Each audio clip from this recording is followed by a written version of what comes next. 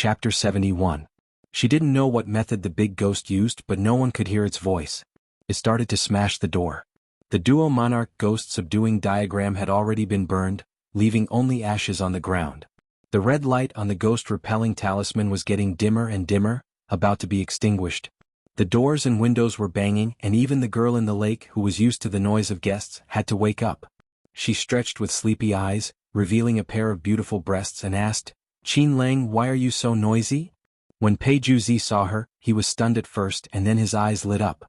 Like an arrow, he dashed to the bed and picked up the girl in the middle of the lake without any explanation. The girl in the lake was startled to see this when she woke up.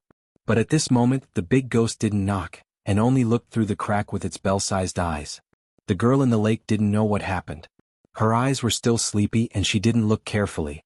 She thought that Qin Lang had something to do, and the servant didn't know the rules and knocked on the door. Now that she was awake and her body was beautiful, she couldn't help but tease her. She had seen all kinds of guests and even more that were out of line. These days she knew that Qin Lang had a lively personality and he loved her, so she wasn't angry. She forced herself to stay awake, stretched out her snow-white and slender arms, and hugged Qin Lang's neck. She leaned her head on his chest and said softly, "It's already so late, Qin Lang has a lot of tricks." Before she finished, Pei Juzi had already carried her to the door. The girl in the lake blinked. "Qin Lang wants to," but her Qin Lang had already violently pulled her hand and passed it through the crack in the oil paper. "Please enjoy it, Ghost King, and spare my life." At this time the girl in the lake saw the ghost outside the window. She saw the ghost open its bloody mouth and bite down on her hand. Qin Lang couldn't bear it and turned his head. The girl in the lake wanted to scream. But the pain she expected didn't come, and she only felt her hand go slightly numb. She lost her strength and consciousness. Pei Juzi was also dumbfounded. This ghost didn't eat blood? It ate souls. He loosened his hand, and the girl's corpse fell to the ground. The big ghost ate the girl's soul, and it seemed to have become much stronger. It stared at Pei Juzi through the oiled paper. "Open the door. Open the door." Every time he spoke he would knock on the door. After 3 times, the ghost-repelling talisman on the door finally lost its light. The cinnabar that had been written into a talisman turned into powder and fell to the ground. The door was pushed open with a bang. The large ghost lowered its head and entered through the door. It grabbed Pei Juzi, who was terrified. The young painting master's body lit up one after another, but soon disappeared. The protective talisman that was placed on him to protect his life was easily crushed by the Ghost King. "I am..." He let out a final cry of despair before he stopped moving. After eating his soul, the big ghost sat on the ground and thought for a while. Then it closed the door and pulled Pei Juzi's body between its legs. Using her sharp fingernails, she carefully peeled off his clothes and underwear, revealing his torso. Then she leaned in closer and scratched the top of his head with the tip of her fingernail. Then he puffed up his cheeks and blew a gust of cold wind into the hole. What a sinister wind! Once it saw the flesh and blood under the skin, it instantly melted away. After 3 breaths like this, Pei Juzi's body had become a soft water bag. The large ghost picked up his legs and shook them. Smelly corpse fluid flowed out from the top of his head. When the skin was clean, the large ghost cut a hole in the back of the skin. First, it reached in with a hand, then squeezed in with a head.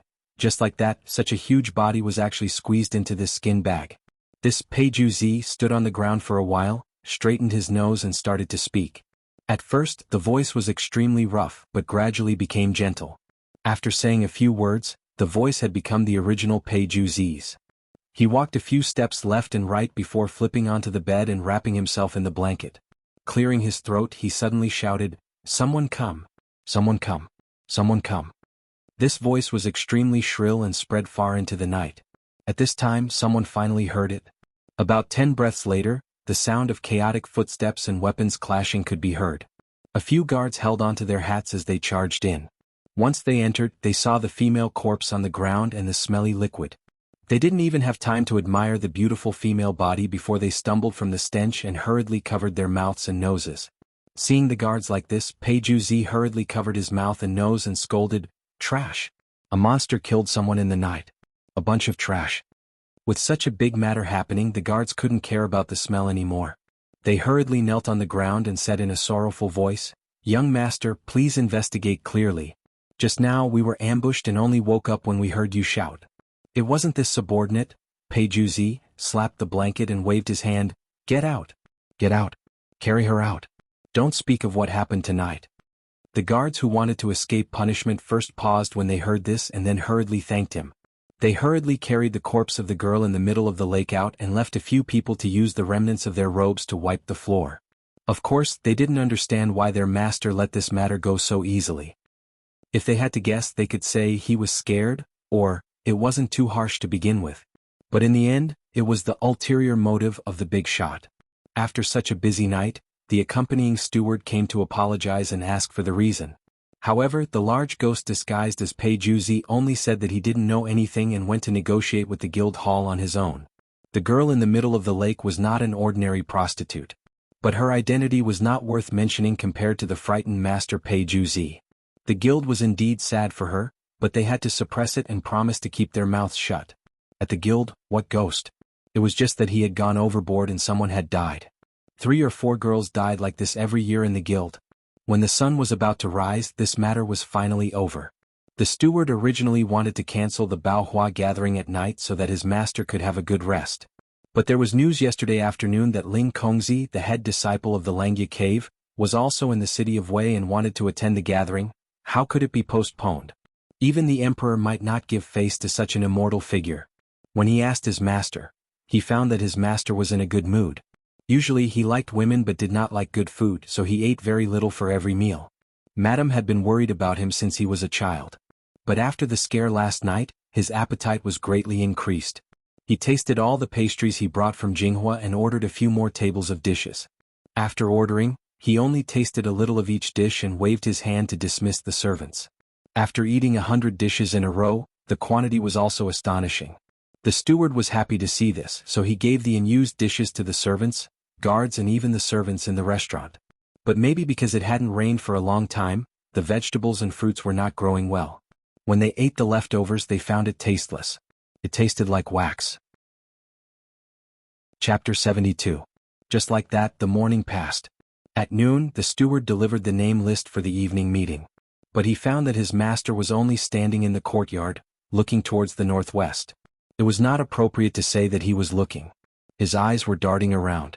The old steward was so shocked that he stopped and felt a pain in his heart. It was as if he had been bewitched. But when he took a closer look, he saw that his master was fine. He was only rubbing his hands as if he was afraid that his hands would wrinkle. He handed over the name list and asked, but he did not read it. He only glanced at it and said, "Good, good, very good. Go, go." This was not Grandmaster Pei Juezi's usual bearing as a prominent member of the capital. But the old steward thought that his master knew that Fairy Ling Kong was coming and lost his composure because he was too anxious. So he held the name list and slowly left. Only the Pei Juzi in human skin was left. He suddenly raised his head to look at a thin line of clouds in the sky and laughed strangely. At this time, Li Yunxin was changing into a Taoist robe. He did not like luxurious clothes, but he would not force himself to wear coarse clothes. The textile technology in this era was not very advanced. Even the cotton cloth that people bought from the shops was slightly coarse, not to mention coarse linen. But he was the Taoist apprentice of Han Yuanzi, one of the 5 painters of artistic conception in the city of Wei, so he could not wear a brocade robe. Lao Dao wanted to broaden his horizons and see the world. Li Yunxin wanted to go for the fisherman fishing old man painting. For cultivators, reading pictures was a clean shortcut. As a transcendent painter, Li Yunxin was actually similar to those alchemists, a provider.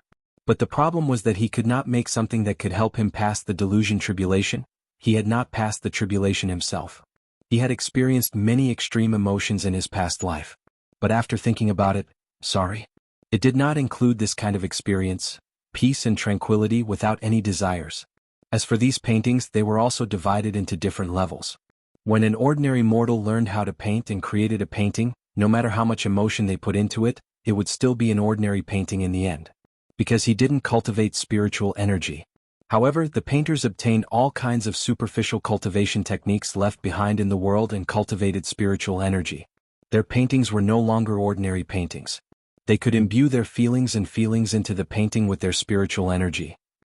If a painter at the peak of the artistic conception realm happens to have a stroke of good fortune, giving birth to a strong feeling, and also happens to be at the peak of his spirit, qi and spirit, then he can produce a famous painting scroll. That is, a famous painting scroll. A famous scroll was the highest achievement a painter at the pinnacle of conception or even below could achieve. Below the famous scrolls, there were also masterpieces, as well as those that couldn't even be considered masterpieces, and could only be sold for a few cents of silver to hang in the homes of ordinary people. If the painter broke through the concept and reached the emptiness realm. If a painter at the peak of the emptiness realm happened to be blessed with a strong sense of enlightenment, and if his spirit, energy and spirit were all at their peak, then he would be able to create a precious painting scroll, precious painting scroll. The fisherman fishing old man painting was a rare scroll. This was the highest achievement a painter in the mortal world could achieve. Most of the painters in the mortal world didn't know what happened 2,000 years ago. They didn't even know that the art saint existed. Therefore, even though they knew that there was such a thing as a treasure scroll in the world, they only thought, perhaps a powerful ancient being was blessed by the heavens and created a treasure scroll. But in reality, a painter at the peak of the transcendent realm could create a treasure scroll. In the past, the Taoist painting masters could create Lingtu, after they broke through the transcendent realm and entered the true state. As for the spirit map, even for the ancient Taoist priests, this was already their limit. Lingtu were extremely rare in the world. Cultivators would occasionally mention their names, but there would be no more than 3 of them. Even the Taoist painting masters of the Grotto Heaven had to carefully store these things, let alone the mortals. Although they didn't know about Lingtu, almost all painters in the world knew about something even higher than Lingtu. The 8 Treasures Ancient Scroll. What all the painters in the world knew was that a certain shockingly talented expert had created 8 works of art. Each of them far surpassed the treasured scroll, and could no longer be classified as a grade. Therefore, the 8 works were collectively known as the 8 Treasures Ancient Scroll. As for the other cultivators who knew of the painting saint's existence, they knew that the Octave Treasures Ancient Scroll was created by the painting saint. However, no one knew if the 8 Treasures Ancient Scroll had been lost or had been taken away by the 2 saints. The only thing they knew was that the first scroll of the 8 Treasures Ancient Scroll was called Misty Nunda Kai Di Mao. When Li Yunxin heard this name from her parents for the first time, she was dumbfounded. So he asked his parents to write the words down. It really was just a few words. He asked his parents what the name meant and what the painting was about. But his parents said that they had never seen the 8 Treasures Ancient Scroll and couldn't understand the meaning of the art saint. But by then, Li Yunxin thought it was right that they couldn't understand it. As for the deeper meaning, he still had to think about it. Thus, the paintings created by the Taoist painting masters were divided into 8 Treasures Ancient Scroll, Spirit Map, Treasure Scroll, Rare Scroll, Famous Scroll and Masterpiece. Apart from the 8 Treasures Ancient Scroll, the remaining paintings were also divided into 5 grades, which corresponded to the 5 realms of cultivators. Profound truth, emptiness. If a cultivator of the intent realm wanted to face the tribulation, they only needed to look for the masterpiece and carefully study it. However, if they didn't have enough understanding of the masterpiece, one painting wasn't enough. They had to find a few more and compare them to be able to understand it thoroughly. But first, paintings of the same type might not be found at the same time. Second, there were good and bad works mixed together. It was hard to say if the painter was biased or mixed with other emotions, which in turn affected the perceiver. Thus, when cultivators faced the tribulation, they mostly didn't use these kinds of things. These kinds of paintings were usually collected by wealthy merchants and high officials. Cultivators with low realms often used famous scrolls. Emptiness realm cultivators slowly considered the problem of facing the tribulation, so they collected these kinds of paintings. But the number of Taoist painting masters was already very small, so they didn't produce many. After facing the tribulation of 1,000 years, there were even fewer of them. Thus, only the disciples of the heavenly grottos had the fate to comprehend the high quality and rare famous scrolls. As for the disciples of the sects, even the head disciple of the sect master like Huai Nanzi couldn't find a suitable famous scroll to face the tribulation of slaughter, so they could only walk the path of slaughter. When the cultivator's realm was higher, the number of tribulations they hadn't faced would decrease, and the remaining relationship tribulations would become stronger. Thus, many people felt that cultivators with low realms still looked like humans. But the higher the realm of the cultivator, the more they didn't look like humans. Since the tribulation became stronger, famous scrolls would probably have a limited effect. Then they would have to look for rare scrolls and treasure scrolls. And this was the reason why Li Yunxin had to go to the Baohua Association. Yin Pingji thought that he had played an overt trick on Li Yunxin and created a difficult problem. But he didn't know that he had given him a benefit. Chapter 73. By the time they changed their clothes, the sun had not set. Lao Dao sat by the stone table drinking cup after cup of tea. In fact, he didn't have lunch at noon. He had been drinking tea since morning. In the words of the old Taoist, this Baohua gathering was a grand gathering that has never been seen in the city of Wei. The great painter from the capital, the only son of a noble family that had been favored for generations, had come here to attend the gathering. How could he lose face for a noble family? He wouldn't even eat at the Moon Enju's main restaurant. He must have booked the best table at Cheonghua Building. One table cost 50 taels of silver. The old Taoist Lu had never eaten at a banquet that cost 50 taels of silver. No matter what, this time he must eat to his heart's content. Li Yunxin found it funny to see him like this, but it was understandable. He ordered some food and wine from the Moon Enju at the corner of the street and ate slowly on the stone table. He didn't like drinking before. But after he came to this world he liked it. But he didn't like hard liquor. He only liked the Moon En-chun of the Moon Enju. According to the taste, it was about 10 degrees. It had the fragrance of fresh fruits and grains. He drank 1 or 2 cups each time to soothe his nerves, because he was too tired recently. Although he was staying in the courtyard, his thoughts, apart from sleeping, hadn't stopped for a moment. He was trying to make an important decision. This decision was against his original intention of coming to the city of Wei. But the situation was different, because he realized that the 9th young master had other secrets besides the identity of the 9th son of Qi Wen. And he met Ling Kongzi at the Qiao family yesterday. Li Yunxin felt that he had a dark mind. So it was hard for him to believe in coincidences. When the Daotong cultivator Ling Kongzi met him, he knew that he was not a mortal. If he didn't solve this problem, his identity would not be safe. But thinking about it further, his identity was only to save his life. But there were many other ways to save his life. He was trying to avoid a bad result and get a good one. However, there were many times when the success or failure of a matter depended on luck in addition to strategy. It was precisely because he knew this that he had planned for the worst from the very beginning, to use Li Yaoxi and the Qiao family members as experimental subjects to verify a certain method. Now that the method was proven to be effective, it was time for him to start planning for his future. He had been living peacefully for more than 10 years, but he was suddenly being hunted down. Then, one after another, he would be surrounded by capricious fellows who might harbor ill intentions towards him. It was said that pressure was the motivation to move forward, but he did not want this kind of pressure at all. Compared to carefully observing other people's expressions for survival and praying that he would not be eaten, he wished even more that he was the villain. Tonight would probably be the first act of the upcoming drama. He had to achieve his first goal. Night fell and the lanterns were lit.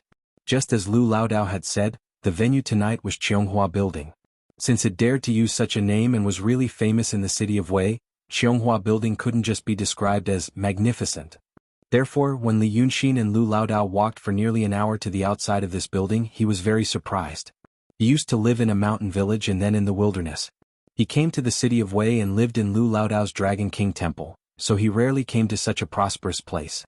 Therefore, his general impression of the buildings of this era was beautiful and ancient, but limited by the technical conditions. He could only make the ancients sigh but not himself.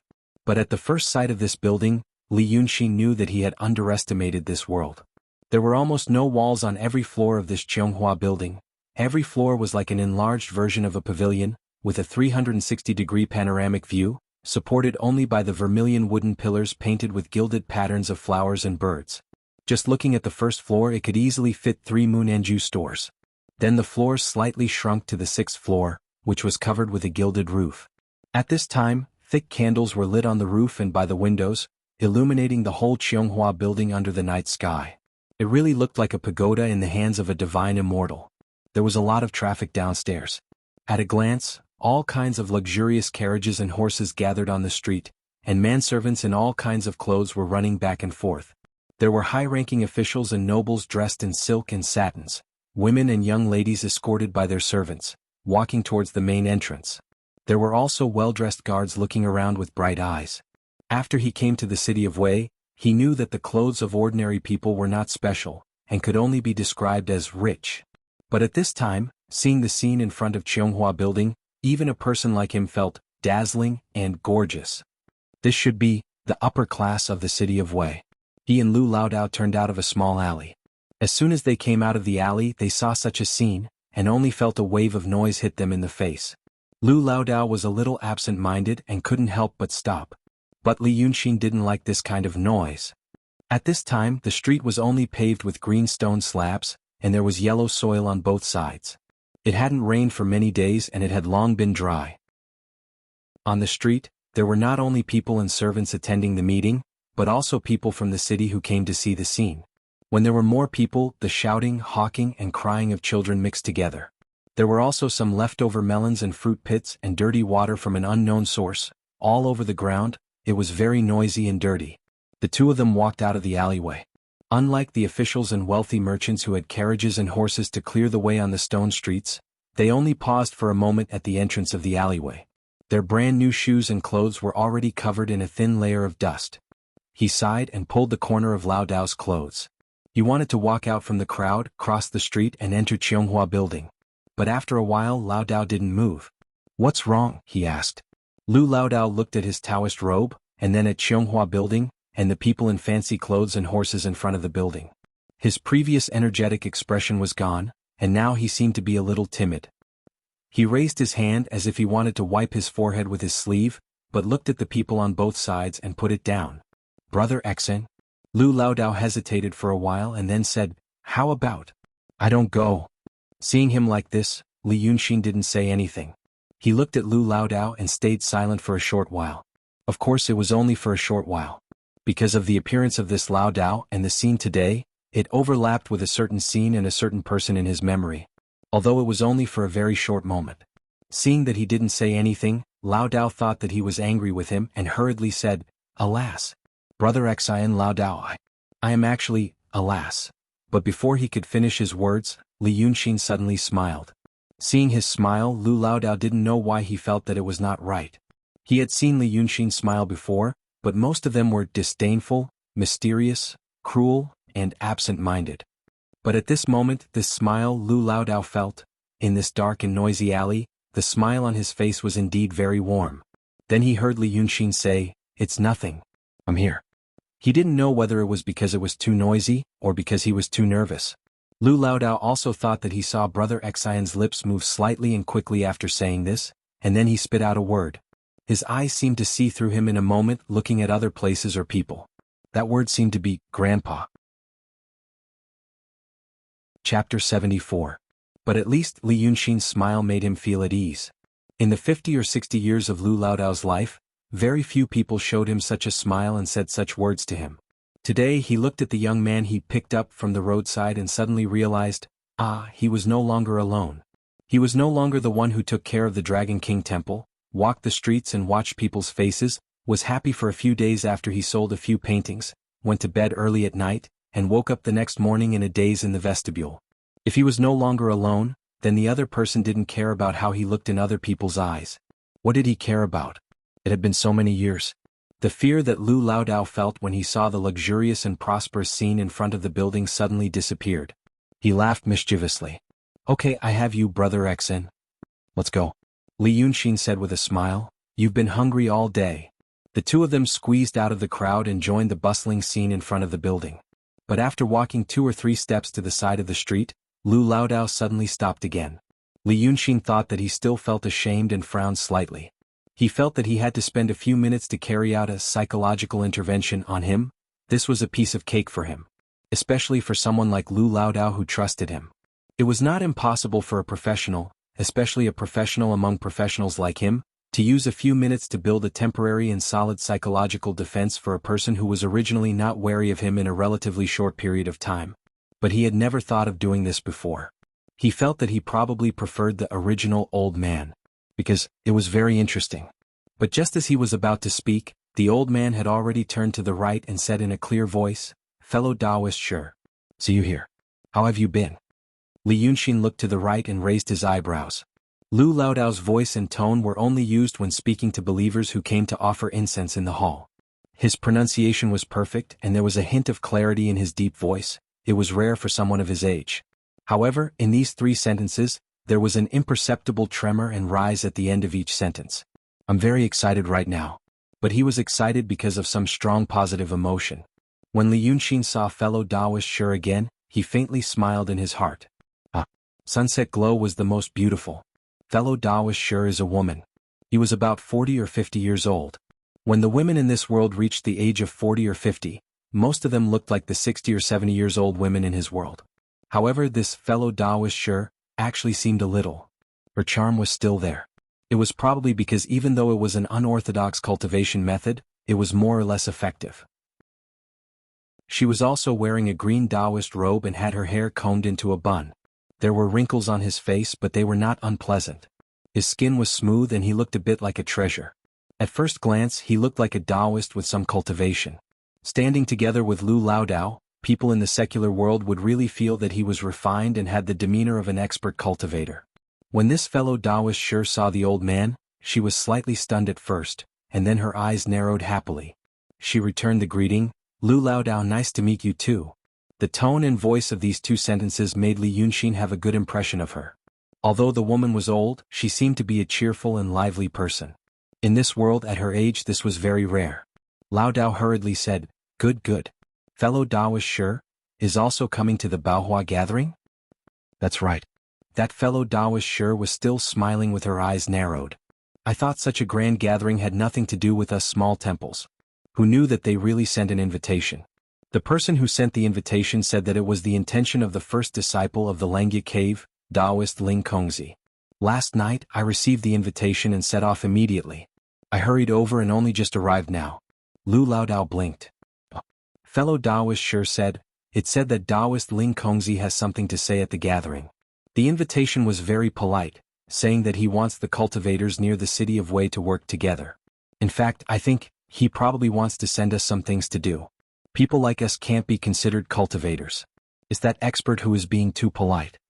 Laodao responded twice and was silent for a short while. Li Yunxin knew that this was the old man's awkward silence. He smiled slightly and went forward to greet Taoist Shi, saying, "Greetings, senior." The woman had been looking at Li Yunxin before. Now that she heard him speak, she smiled even more happily. "Laodao, is this your disciple? He's so handsome." Laodao hurriedly said, "Oh, I'm Yunxinzi." Li Yunxin knew that Laodao was embarrassed and said with a smile, "He's my master's new disciple." "Greetings, senior." Lu Laodao gave him a grateful look. If Li Yunxin didn't say it, he really didn't know whether he should say, "This is my disciple." At this time he hurriedly introduced, "Disciple, this is the temple attendant of the mountain god temple in Daegu Mountain, 20 miles away from the city of Wei, Taoist Shi Quizi. She's my old friend." Li Yunxin bowed again and Shi Quizi bowed back. Lu Laodao stepped aside, and the two walked side by side into the Cheonghua building. The old man seemed a little uncomfortable at this time, and Li Yunxin also laughed in his heart because of this little episode. He never thought that Lu Laodao had such a relationship. He could see that Lu Laodao loved Shi Quizi, and that the female Taoist didn't hate Lu Laodao, and even had a little favorable impression of him. But the two were so far away from each other, and it wasn't convenient for him to fall in love with them. What was the story between them? Passing through the carriages and horses on the street, they arrived at the front of the Cheonghua building. Someone blocked the view before so they couldn't see clearly. But now they found that there were already some people waiting by the big stone lion on the left. The big stone lion in front of the Cheonghua building was as high as 2 people. The middle of the stone lion was spacious, and the door was wide open, just like the door of the abandoned palace of the former dynasty in the city of Wei, which expanded a small square. A group of Taoists in green Taoist robes were waiting by the stone lion on the left. 2 manservants were also waiting there. Seeing those in simple clothes, they politely led them over, looked at the invitation, said a few words and asked them to wait there. So they knew that they were probably here to welcome guests like them. Those in fancy clothes and horses would go straight to the front door and wouldn't be stopped. But it was not a rude thing. In such an era, in such a world, there was a difference in status. If these unruly Taoists who were invited to come in with those high-ranking officials and dignitaries, they would be like Lu Laodao, feeling even more uncomfortable. Seeing the 3 of them coming, a tall and thin manservant came forward and bowed. "3 Taoist masters, are you here for the meeting? Do you have an invitation?" Shi Quizi bowed back, took out a small red invitation, and handed it to the manservant. Then another one led her over. Laodao frowned slightly, and took out his invitation hesitantly from his sleeve. Because it was different from Shi Quizi's. Chapter 75. The manservant was just taking a look at it as usual. He just glanced at it and then passed it. For such a grand event with so many big shots, those who dared to come were not here to make trouble. He took a look at it and said, "This way, however, after saying these 4 words he paused. He subconsciously looked at the invitation again, then raised his head to look at the old Taoist and Li Yunxin. He knew the style of the invitation that Lu Laodao handed to him, gilded, delicate and complicated. There were a total of 12 copies, all for the top figures in the city of Wei. Now this thing appeared in Lu Laodao's hands. He stared at Taoist Lu for a while before asking politely with an apologetic smile, "Master Taoist, you look a little familiar. May I ask if we are fated to meet before?" Chionghua Building was the top place of entertainment in the city of Wei. Those who work here and come out to welcome the guests today must be clever people with clear minds. They would not be like the people in the fairy tales Li Yunxin had read, who only looked at people with their eyes but did not think with their brains. Therefore he asked cleverly if Lao Dao was from the city of Wei. If he was, he should be able to recognize him with this invitation. The old Taoist was not a brat. He knew that something might have gone wrong. He said, "Well, I am from the city of Wei. The Dragon King Temple on Taoshi Road in Liuhe Prefecture. I am the temple attendant there."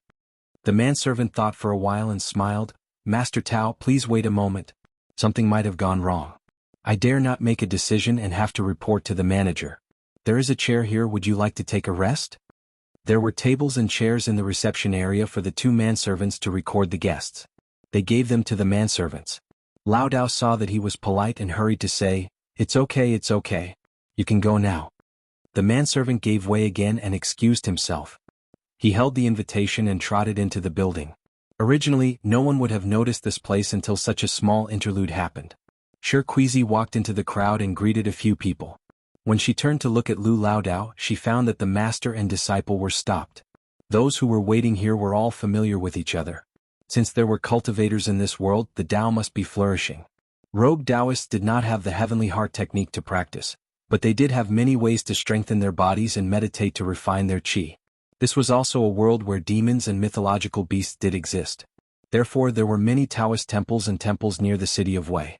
Cultivators knew each other's sects, and these rogue Taoists at least knew each other. A few people saw that Shirkuizi came with Lao Dao, so they asked about Lao Dao's identity. Seeing that he was stopped, they couldn't help but start discussing. There were about 20 to 30 people waiting on this side. From time to time they would glance in that direction and Lao Dao would feel uncomfortable. Shirkuizi walked over slowly and asked, "What's going on?" Li Yunxin smiled in his heart. This Taoist nun really liked Lao Dao. She wanted to come and talk to him so that he would not be too embarrassed. The old Taoist told her the reason. When Shirkuizi heard him say this, she let out a soft sound, "There's such a thing. Maybe it's a mistake." Hearing the invitation from Lao Dao, she knew that it was for a distinguished guest. She and Lu Laodao had known each other for a long time, so she knew that he would not be that kind of distinguished guest. But she was worried that Lao Dao would feel uncomfortable, so she smiled and turned to Li Yunxin saying, "You should know that your teacher is actually very capable." Lu Laodao was embarrassed. Shirkuizi thought that he was being modest and said, "There are 5 painters in the city of Wei who have the artistic conception, and your teacher is one of them. Although he is not as good as the other 4. While saying this she smiled and glanced at Lu Laodao, "But compared to us he is a real master. Your teacher cultivated and understood the Dharma access by himself. When he was in his 20s he met your grandmaster and was taught the method of cultivation. Alas, fate makes fools of people." Shirkuizi sighed sincerely. If your teacher was lucky enough to meet a monk from the cave sect who came out to travel the secular world when he was young, maybe he would be a celestial being today. Li Yunxin looked at Lu Laodao in surprise, but Shirkuizi thought that he never knew that his teacher was so good. But he really didn't know. Li Yunxin was taught by her parents and the 2 Taoist painters little by little. His starting point was higher than that of any painter or Taoist painters in the world. Therefore, even the 4 painters of artistic conception in the city of Wei and the emptiness realm painter in the capital were like children's play in his eyes. Why would he care about the level of Lu Laodao compared to those unruly Taoists? It was like, in his previous world, a billionaire wouldn't care about the difference between a billionaire and a millionaire. In fact, in his eyes they were still a little bit rich. From the looks of it, what old Taoist Lu said to him in the past was not all bragging. He used to be on the edge of artistic conception, but now he could be considered a serious painter of artistic conception. He also paid attention to the situation of the 4 painters of artistic conception. They were all born in the rich and powerful families in the city of Wei, and they got to where they were with all kinds of Dharma access and resources. It was not unreasonable to say that it was hard for a poor family to have a noble son. But a person like Lu Laodao, who had no roots and no foundation, really relied on his own ability to get to where he was today. Li Yunxin felt that he probably looked down on him in the past. Just as the old Taoist was about to say a few humble words, the manservant had already rushed over with the steward. Without waiting for Laodao to speak, the steward hurriedly bowed and said, "Sorry to keep you waiting. It's my servant who is inexperienced and missed your time. I have reprimanded him. Today I don't want him to be an eyesore. Please come with me, I will lead you into the building." Laodao and Shirquizi were stunned. The people waiting there also heard the steward's words and looked over. Those who knew Lu Laodao frowned slightly and thought about what happened. Those who were not familiar with him were listening. Lu Laodao asked subconsciously, "That invitation, didn't it say that something went wrong?" The steward had seen many nobles who came to the building and knew that some people looked kind but were actually very strange and not easy to joke with. He thought that he was teasing him because he was unhappy, so he hurriedly smiled and said, "That's because the children have eyes but don't recognize Mount Tai. You, Taoist Hunyuanzi, are one of the 5 painters of artistic conception in the city of Wei. This invitation is for you. There are 12 invitations in total. Except for the 5 of you, the other 7 invitations are all top-notch figures. How could there be a problem?" The steward only thought that Laodao felt that he had lost face because he was stopped in front of these wild Taoists. Therefore, in order to help him gain face and appease his anger, she used a voice that was neither too loud nor too soft, but was just loud enough for the people nearby to hear. But Lu Laodao's reputation as one of the 5 painters of artistic conception in the city of Wei was mostly said by himself, and others listened to him. At this moment the steward said it seriously, and seriously, the group of people were stunned. After a short while, before they could say anything, they heard a young man sneer from the side of the main entrance, "Can you even say such a joke here?" Chapter 76. In fact, the person who spoke looked to be about the same age as Li Yunxin, and was dressed similarly. Although he was not as handsome as Li Yunxin, he was still a delicate boy. He was also wearing a green Taoist robe with a bun and a wooden hairpin. But if one looked closely, the craftsmanship of his Taoist robe was quite different from that of Li Yunxin. If the green Taoist robe was opened, one would find that the inside was made of satin. And the ordinary-looking wooden hairpin on his head was made of agarwood. Looking at the person beside him, it was an old man about 50 years old. He was dressed similarly, looking clean and simple, but in fact, it was low-key luxury. The people waiting here were all older than the young man. But no one rebuked him, even though he interrupted with a disdainful tone, because of the identity of the old man beside him. Those artists who often went in and out of the city of Wei all knew that he was indeed a painter of artistic conception. The Yu family in the city of Wei was called Yu Mengda, and his Taoist name was Xianqingzi. And this Yu family was indeed the Yu family of Yu Meng. Although it was not the main family, it was also a wealthy family in the city of Wei. The young man saw that everyone was looking at him, but he did not feel uncomfortable. He had been with Xianqingzi for a long time, and had seen a lot of things, so he naturally had a calm and arrogant temperament. He said again, "I only know that there are 4 painters of artistic conception in the city of Wei. When did the 5th one appear? Some words can be joked in private, but it's not appropriate to say it on such an occasion." When he finished, he glanced at Lu Laodao and nodded slightly, "It's not against you. But today the Qianghua building is full of distinguished guests.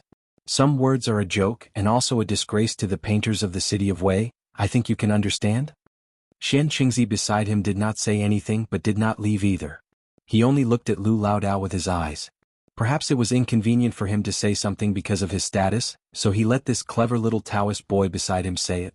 The young man did not speak seriously and said too much, so he just scolded him casually.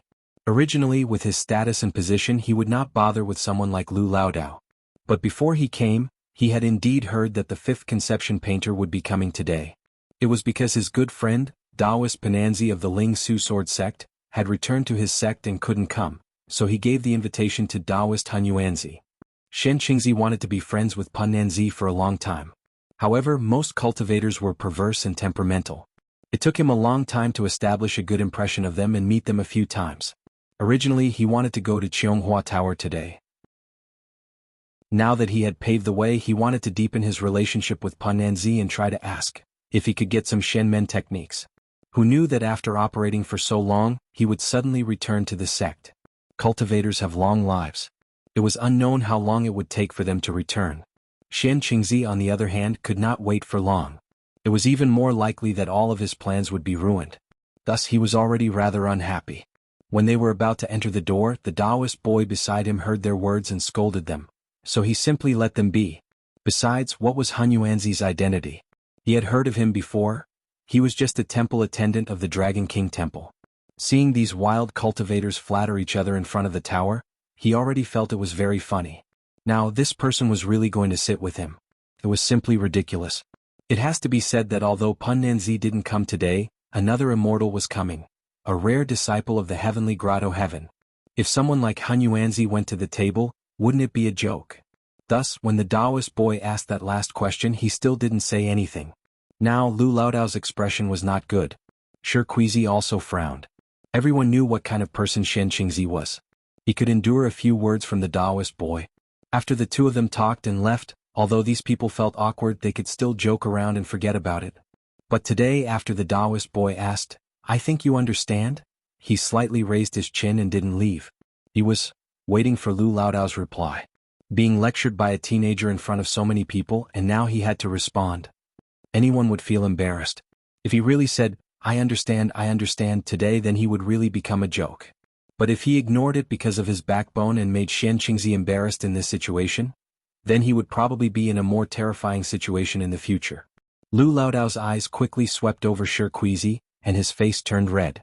The wild cultivators behind him also became silent. Even those who were not familiar with Old Taoist Lu felt a sense of sympathy for the death of a rabbit. In just 1 or 2 seconds the atmosphere became extremely awkward. However, just as the little Taoist boy suddenly interrupted, another equally young voice rang out. What's wrong with learning at such a young age? Learning to show off.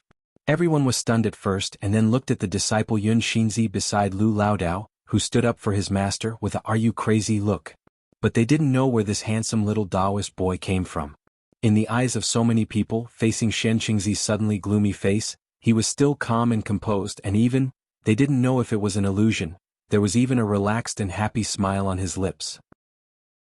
The Taoist boy beside Shen Qingzi was stunned at first, and then he gasped and said in an incredulous voice, "Are you talking to me? How dare you?" Li Yunxin sighed. "I say, why are you so troublesome? Here, look, which one of them isn't your elder? A group of seniors are talking here and you just had to interrupt. If no one paid attention to you when you interrupted, you should just leave quickly. Why do you have to stand here and wait for someone to answer? There are so many people coming and going and they all see you, a child, rolling around here without any discipline from an adult. You said you're afraid of making a fool of yourself today. Do you think this is considered a joke?" Everyone knows that the little Taoist boy beside the great painter Shen Qingzi of the city of Wei has no manners, no respect for his elders, and is suffering from chinibyu in broad daylight. "I simply can't bear to look at it." Li Yunxin spoke with great emotion, and at the end he gave an expression of, "can't bear to look at it."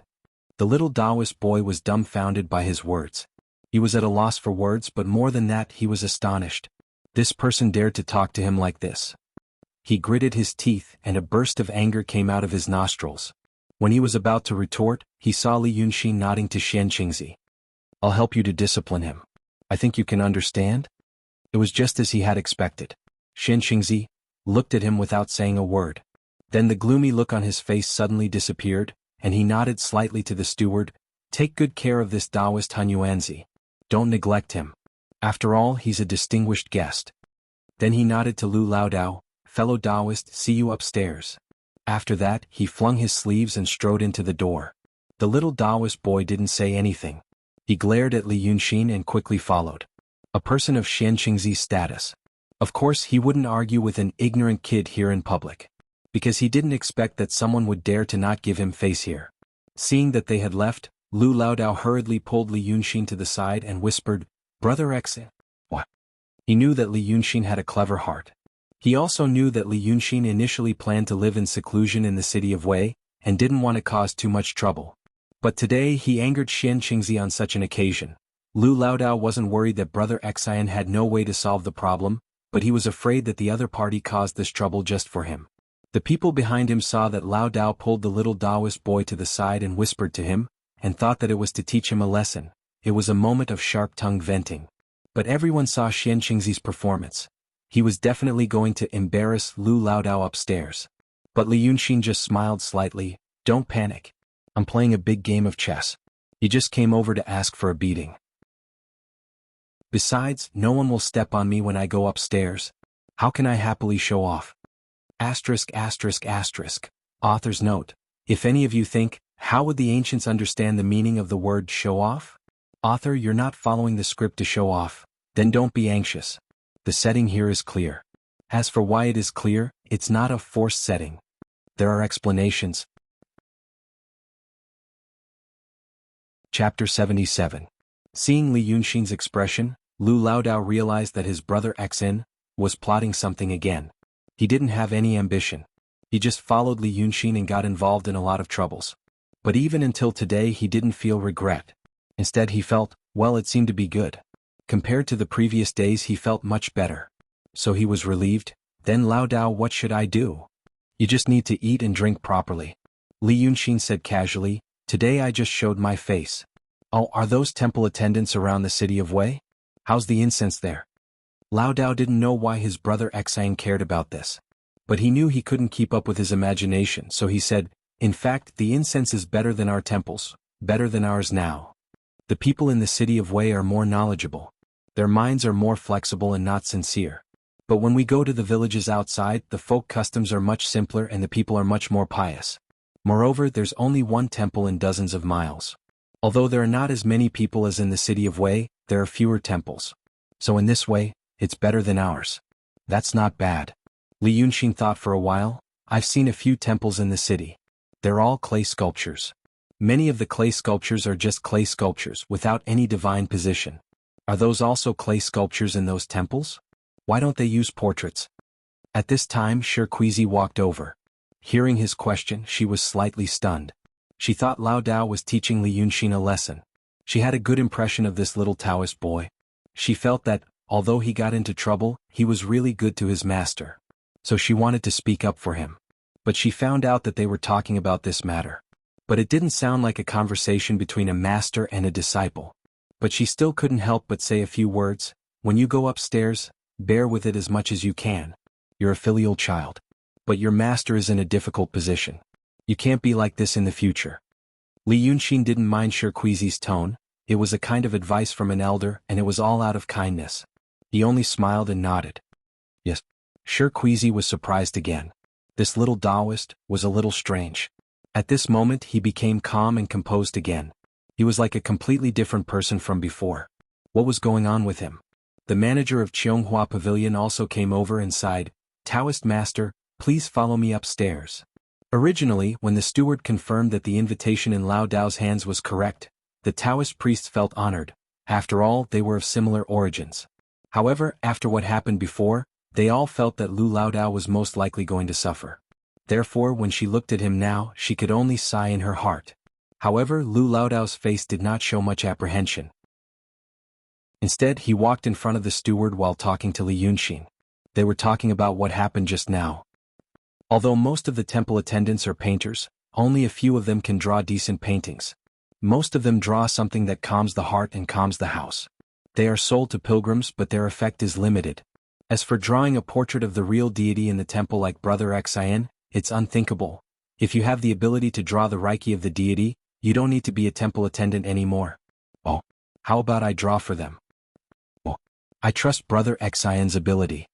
Laodao listened to his words and paused. But it's hard to say about the others.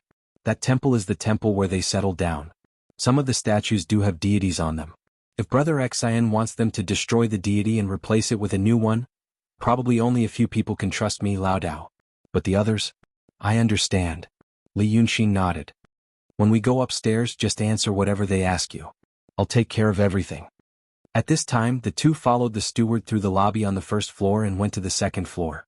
In the past, when Lu Laodao came to Cheonghua Tower and saw the jewels in the tower, he would look at them carefully and keep them as a topic of conversation in the future. But after hearing what Li Yunxin said, he suddenly panicked for no reason. He didn't know why, but he felt something was wrong.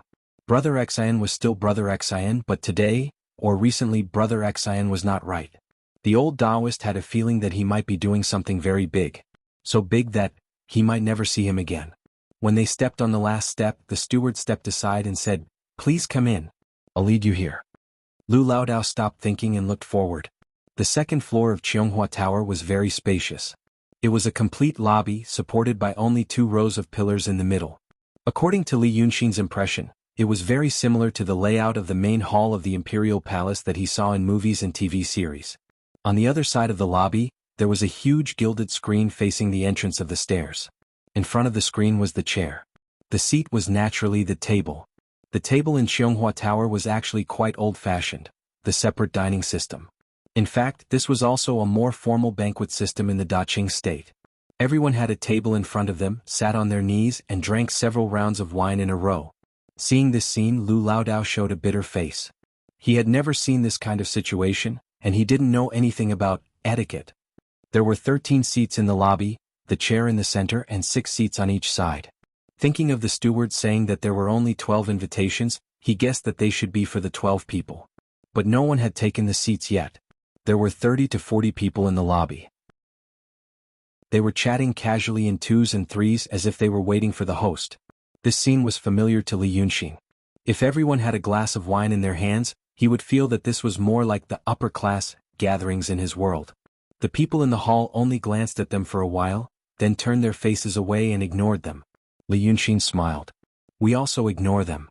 He knew that it must be the Taoist apprentice of Xuanqing who came in and said something. In fact, among these people just a few words were enough to exclude the old Taoist and himself. They were not in the same circle to begin with. Since they ignored them, he was not in a hurry.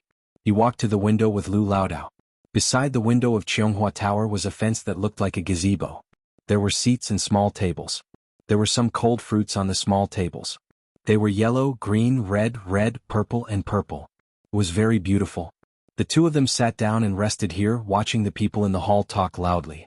The Taoist apprentice of Xuanqing had been looking for an opportunity to meet Li Yunxin's eyes, so that he could express to him, "Just wait and see. I'll teach you a lesson later." Unfortunately, Li Yunxin had long since passed the age of arguing with a teenager. He only glanced at the layout of the lobby and then thought about his own matters. At first, he thought that Yin Pingji had set up an overt plot for him. But just now, when he was outside the building, he knew that this was not something that Yin Pingji could do. Then the others would not target Lu Laodao but himself. Someone had brought him here. Through Yin Pingji, he had fallen into the wrong thinking and lowered his guard. This person was very clever. As Li Yunxin thought about it, he slowly looked at the crowd. Who could it be? He actually made him suffer a small loss. Chapter 78. But after looking at it for a while, Li Yunxin was stunned when he accidentally met the eyes of the little Taoist boy. Just now, when they were downstairs, Shi Kuizi said that they received the invitation yesterday and hurried over, only arriving today. 10 kilometers was not a short distance in this era. The person who sent the invitation must have left earlier. If they had ridden horses or taken ox carts, they should have left yesterday morning.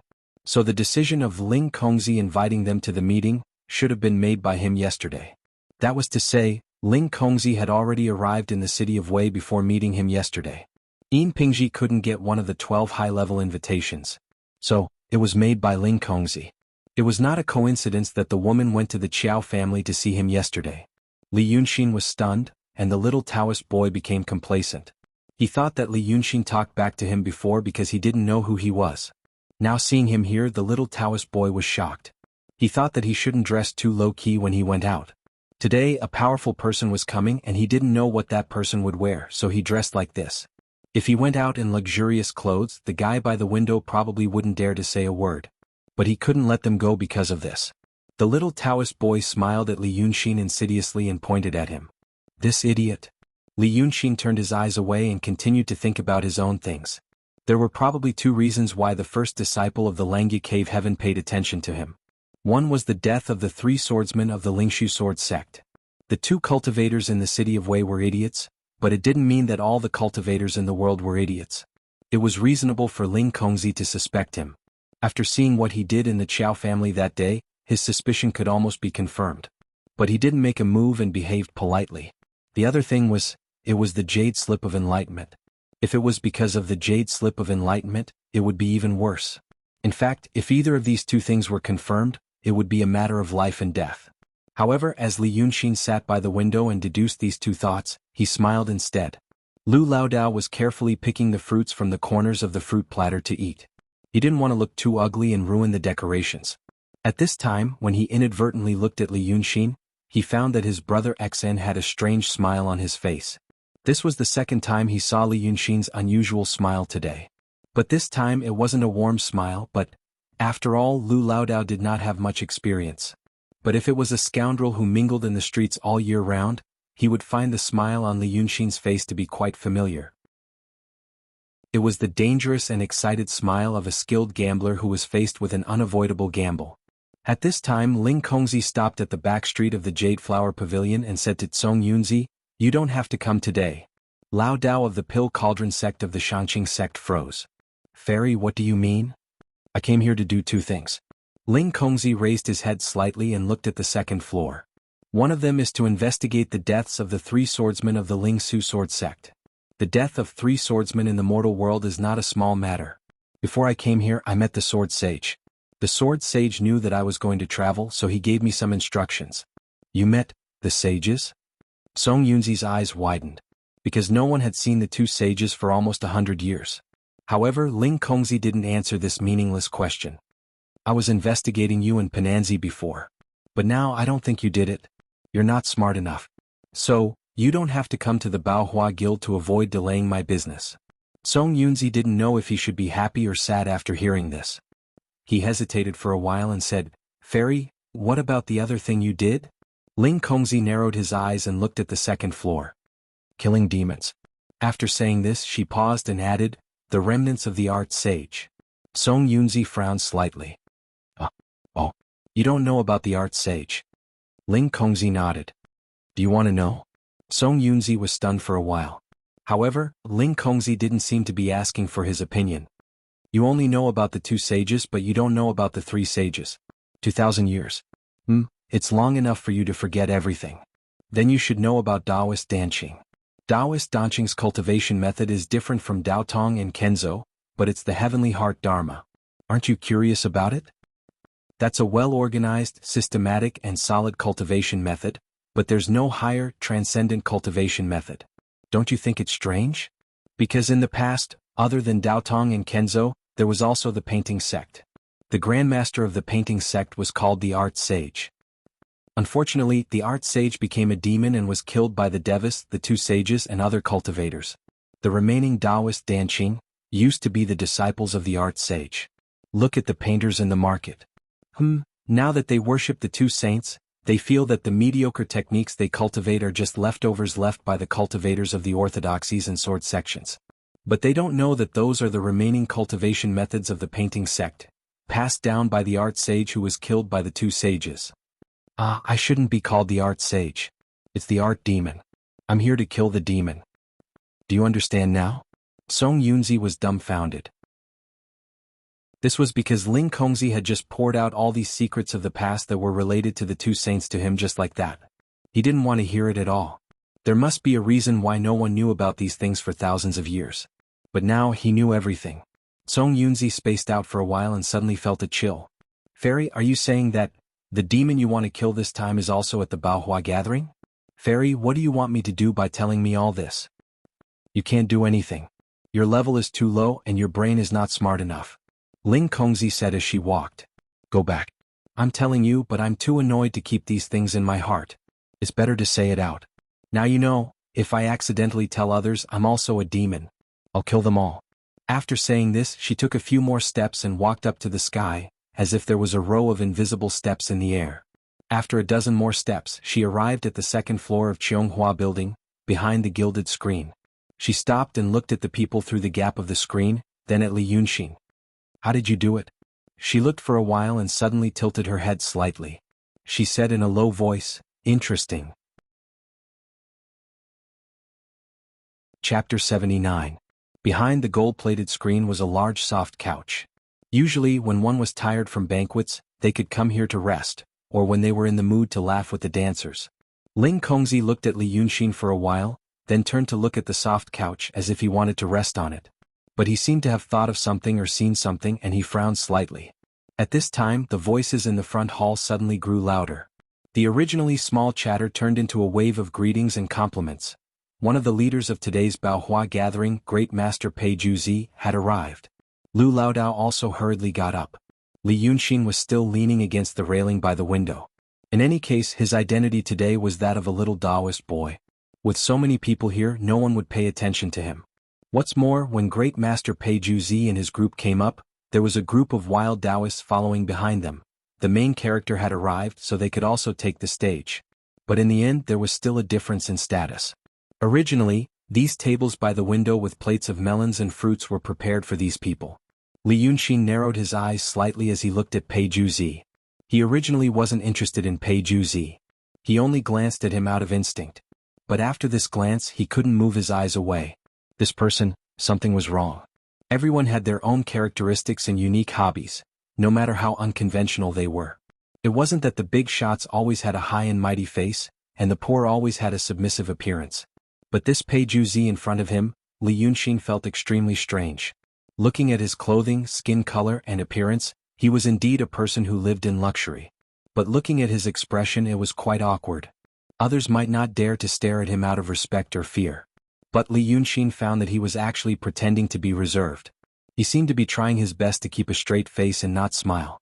But his eyes were wandering and his body language was saying, "Is there anything fun? Delicious food? Why is it different from what I imagined? What's going on?" Li Yunxin made a soft sound of surprise and sat up straight. Today was more fun than he had imagined. It was also at this time that the sky slowly darkened. Looking out of the window, one could see that the setting sun had been shrouded by thick clouds. A thick layer of burning clouds appeared in the western sky. But as the clouds became thicker and thicker, even the light of the sunset disappeared. Night arrived an hour earlier than usual. However, the banquet had already been prepared, and the candles were already prepared. The servants quickly filed in, lit the candles in the hall, and covered the hall with a windproof cover. Although the eaves of the Jade Flower building were cleverly designed so that normal wind and rain couldn't blow through the windows, it was difficult for the wind and rain to blow in. But seeing the dark clouds looming over the city tonight, a steward still asked if the thick curtain should be lowered. Chionghua building was located in the center of the city of Wei.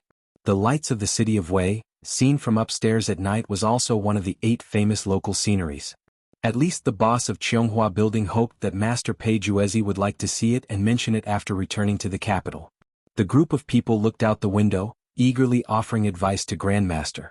But most of them suggested to lower the curtain to prevent Grandmaster's precious body from catching a cold. However, at this moment, a not loud voice suddenly came into everyone's ears in the midst of the noise. "The dark clouds looming over the city are about to destroy the city, and the storm is coming. This is the perfect time. No need." Then the person who spoke walked out from behind the screen, walked to the chair and knelt down. "Where is the fisherman fishing, old man? Bring it to me." After a short panic that lasted no more than 3 or 4 seconds, the entire hall became silent. All the bigwigs present should know who this plainly dressed woman was. Their servants might not know, but those who could follow them today were all clever people, so they didn't dare to make a sound. Everyone moved their eyes away from Pei Juezi and looked at the woman in white. After a few seconds, a steward next to Pei Juezi said, "I wonder when Fairy Ling Kong will come. Fairy Ling Kong is really good at Taoism, good at Taoism." With this flattery, everyone came to a sudden realization and they all chimed in. However, these echoes were done carefully. When they praised Pei Juezi, they used as much force as they could. Even if Grandmaster Pei Juezi was a descendant of a noble family, he was still a mortal. Mortals couldn't escape the emotions of mortals. These people were all smart people, so they could easily deal with Pei Juezi. But facing this Fairy Ling Kong again, they felt powerless. High-level cultivators might find it hard to treat these people of the mortal world as their own, and the people of the mortal world would find it hard to treat them as their own. Even though it was vulgar, the most direct example was that when cultivators reached the transcendent state, their bodies would gradually break away from the category of traditional humans. Slowly, even if they ate and drank, they wouldn't even have excretion.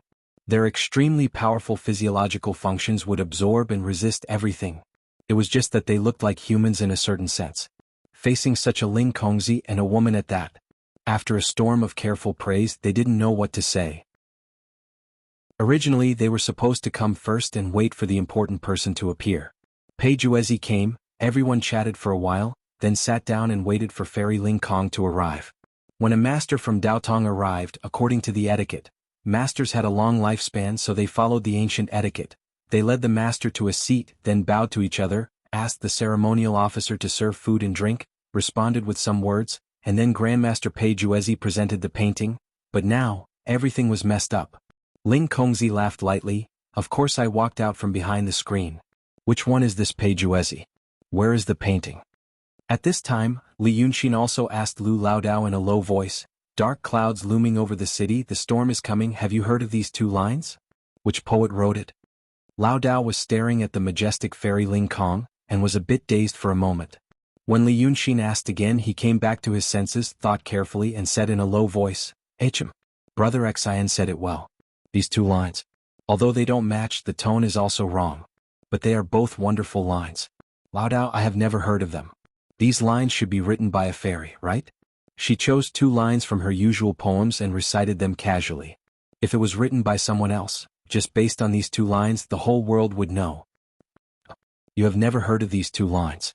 Li Yunxin nodded meaningfully. Well, Laodao had never heard of these two lines. Although Lu Laodao was not a scholar, since he was a painter, he was not an ignorant person. This meant that these two lines originally did not exist in this world.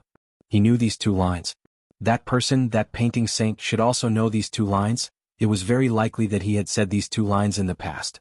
Similarly, because Lu Laodao had never heard of these two lines, it meant that these two lines were only circulated in an extremely small circle of cultivators. Otherwise, according to Lu Laodao, once these two lines were circulated in the secular world, the world would already know of these two lines. Among cultivators, there was an extremely small circle related to the painting saint. Ling Kongzi said these two lines, which meant that she was in that circle. This meant that she might know of the painting saint's secret. This meant that she might know of the Jade Scroll of Enlightenment. This meant that she might have come for the Jade Scroll of Enlightenment. This woman, he could not stay. Chapter 80. The first drop of rain hit the wooden railing, creating a patch of water. The wind became stronger. The strong wind blew the gauze curtains, making them flutter. The hall that was supposed to be filled with fluttering clothes and gauze curtains was now filled with a murderous aura. After one breath, the heavy rain fell like crazy, and the world was filled with water vapor. In the strong wind, the flying gauze, and the pouring rain, Ling Kongzi sat upright in front of the table, with a calm and gentle expression on his face, and his clothes didn't move at all. She said not to put up a curtain, so no one dared to put it up. The strong wind rushed in through the window, carrying raindrops with it, and everyone's clothes were blown through. The might of the heavens and the earth combined with the imposing aura on Ling Kongzi's body caused practically everyone to hold their breaths. Some people even wondered if this storm was summoned by this fairy. The might of an immortal was not something mortals could fathom. A few seconds after she said that, the steward next to Pei Juzi wiped the cold sweat from his forehead and gently pulled on the corner of his master's clothes. Tonight the steward felt like he was going crazy. He didn't know if his master was scared, but he didn't seem right the whole day. Normally, no matter how high his status was in the secular world, no matter how good his family background was, in front of the first disciple of the heavenly paradise, he shouldn't act pretentiously. Was the status of the royal family high? But it was said that the royal family of the previous dynasty angered a master of the heavenly paradise, and at the same time, lost the favor of the Daotong and Kenzo. Thus, the first emperor of the Daqing state revolted and killed the royal family of the previous dynasty. No cultivator intervened. But now his master seemed to have become stupid. That fairy Ling Kong had said twice that she wanted to see the painting. He still stood in the same place, and just like before, his eyeballs were rolling. No one knew what he was thinking. Until the steward pulled again, and almost everyone was urging him with their eyes, he seemed to wake up from a dream, and untied the cloth bag on his waist. Then without the slightest scruple, he pulled out the painting, walked over to Ling Kongzi's table and placed the painting on it. Then, like a puppet, he retreated a few steps back to the steward's side. His series of actions caused everyone present to break out in cold sweat. This was the first time they had seen Pei Juezi. They had never thought that this expert who was about to take over the position of the Imperial House Great Painter would have this kind of conduct and personality. Her wild and uninhibited and careless temperament could be used by any one of them here, but who dared to be like Fairy Ling Kong? Cultivators were naturally temperamental. No one would be surprised if Ling Kongzi were to fly into a rage and kill Pei Juzi in the next moment. Fortunately, the white fairy didn't seem to want to do that. She raised her head to look at Pei Juzi. Her gaze paused briefly on him before returning to the painting. Then he slowly unrolled the painting on the table and continued to sit there attentively, looking at the painting. At this moment, everyone realized, there was no singing or dancing, no small talk, no etiquette. The Baohua gathering had already begun. Perhaps, this was how cultivators did things? This was simple and direct. The Fisherman Fishing the Old was a rare painting. Most of the people present had a rare chance to see it. Thus, even those who were afraid of Ling Kongzi's unfathomable and temperamental, stretched their necks to look more closely. The four painters could see some things but not enough. As for the ordinary people, they could only look at the painting and the feelings it gave them. Lu Laodao was so anxious that his eyes widened, because a group of people were slowly moving over and blocking the painting. After a while, there would probably be people holding the painting and letting the wild Taoists by the window take a look from afar, but how could it compare to seeing it up close? Li Yunxin smiled and patted his arm. Go over and look. You're in the 12 seats, what are you afraid of? At this time, the people in front covered Ling Kongzi's figure, and the wild Taoists by the window also dared to talk in low voices. Only then did they shiver and greet each other in the howling wind and rain. Shi Kuizi crossed her arms and moved to Lu Laodao's side. Go. When you see it, come back and tell us. When Li Yunxin spoke, Laodao hesitated slightly, but when Shi Kuizi urged him, he no longer hesitated. He stood up and swept his gaze over the Taoists around him. He smoothed his beard and said, "Okay, I'll go now. No matter why he was invited, at least at this moment, he felt that he had gained face in front of his fellow Taoists. When Lu Laodao left, Li Yunxin's smile disappeared and he stared at Pei Juzi again. He had originally come for the Fisherman Fishing the Old. But when he looked, he found something even more interesting. That Pei Juzi wasn't human. At first, he only felt that his expression was strange. But ever since the thunder rumbled in the sky and the rain poured down, Pei Juzi's expression became dull. Li Yunxin felt that this dullness was because he was trying to focus on dealing with something, fighting against some kind of power. That was why he became like this. He was trying his best, and even at a certain moment, Li Yunxin saw something burrow out of his body. It looked like a leg with thick black hair. But only for a moment, it shrank back as if it was electrocuted. This Pei Juzi, he wasn't the original Pei Juzi. What he saw was that the thing that possessed his body because it was trying too hard to fight against some kind of power, almost came out of its body. The most reasonable explanation was that it was fighting against Ling Kongzi. But when Li Yunxin looked at Ling Kongzi, he felt that this woman didn't notice the abnormality of the great painter. This was also very strange. She was a cultivator at the peak of transcendent state, but she couldn't see through a ghost that possessed her body? Li Yunxin tried to close his eyes and only use his spirit energy to sense. The result was a real shock. Indeed, he couldn't sense the ghost chi. This thing had some tricks up its sleeves. Then it was probably fighting against some kind of power from another existence. He opened his eyes and glanced at the dark clouds outside the window. Interesting. Tonight there would be a parade of demons and ghosts. The people of high status had all gone to look at the paintings, and their attendants had retreated to the window, waiting for the host to start the banquet. The little Taoist boy who had been taught a lesson by Li Yunxin outside the building walked over, trembling. He purposely moved closer to Li Yunxin and looked at him with a proud expression. You still have the mood to sit. Do you know what will happen later? Li Yunxin was thinking about something and made some last-minute changes to his plan, so he answered casually, I don't know. The little Taoist boy saw that he was a little dazed and thought that he was distracted by tonight's scene, so he became even more proud. Then do you want to know? Li Yunxin rolled his eyes, annoyed that the boy was interrupting his thoughts. No. The little Taoist boy was stunned, and then he became angry. Hey, you are so stubborn. Let me tell you, in a while my master will ask your master to give the painting to the immortal. You know what your master is capable of, it must be very crude. Hey, at that time my master will say that your master is disrespectful to the immortal. Since he is one of the 12 masters, how can he be so weak? Of course he didn't do his best. At that time, no matter whether the immortal is angry or not, the governor and the governor who are sitting with him will definitely be angry. Just you two. Chapter 81. Li Yunxin stood up, sighed slightly and gave him a slap on the face. He had already carefully controlled his strength to prevent himself from slapping him to death and causing more trouble. He only wanted to interrupt him so that he could think properly. But even so, the little Taoist boy still made a sound. He spun around dizzily and fell to the ground with a thud. The wild Taoists around widened their eyes as they watched this scene. Li Yunxin sat down again and thought about his plan. This sound alarmed the few big shots in front of him. They frowned slightly and turned around to look. They saw the little Taoist boy crawling up from the ground with his hands and feet. He spun around and covered his face as he looked for someone to look at. But when he saw their eyes, he quickly stood up straight and put down his hands. What's wrong? Xian Qingzi scolded him in a low voice. I am in a storm? The little Taoist boy gritted his teeth and pursed his lips. He was so angry that he was about to cry. I fell myself. Xian Qingzi glared at him, then looked at Li Yunxin. Li Yunxin smiled at him. Then he mouthed, hit me. Xian Qingzi's face instantly turned red. He turned his head away hatefully. Shirkuizi hurriedly tugged at Li Yunxin's sleeve. You child, she said in a low voice, you child, why are you so? Auntie, you also know that naughty children are difficult to manage. Li Yunxin looked at her and sighed. He's very annoying with his nagging. I don't want to argue with naughty children and I don't want to hit him. But if I persuade him, he will use his rich experience to defeat me. What else can I do?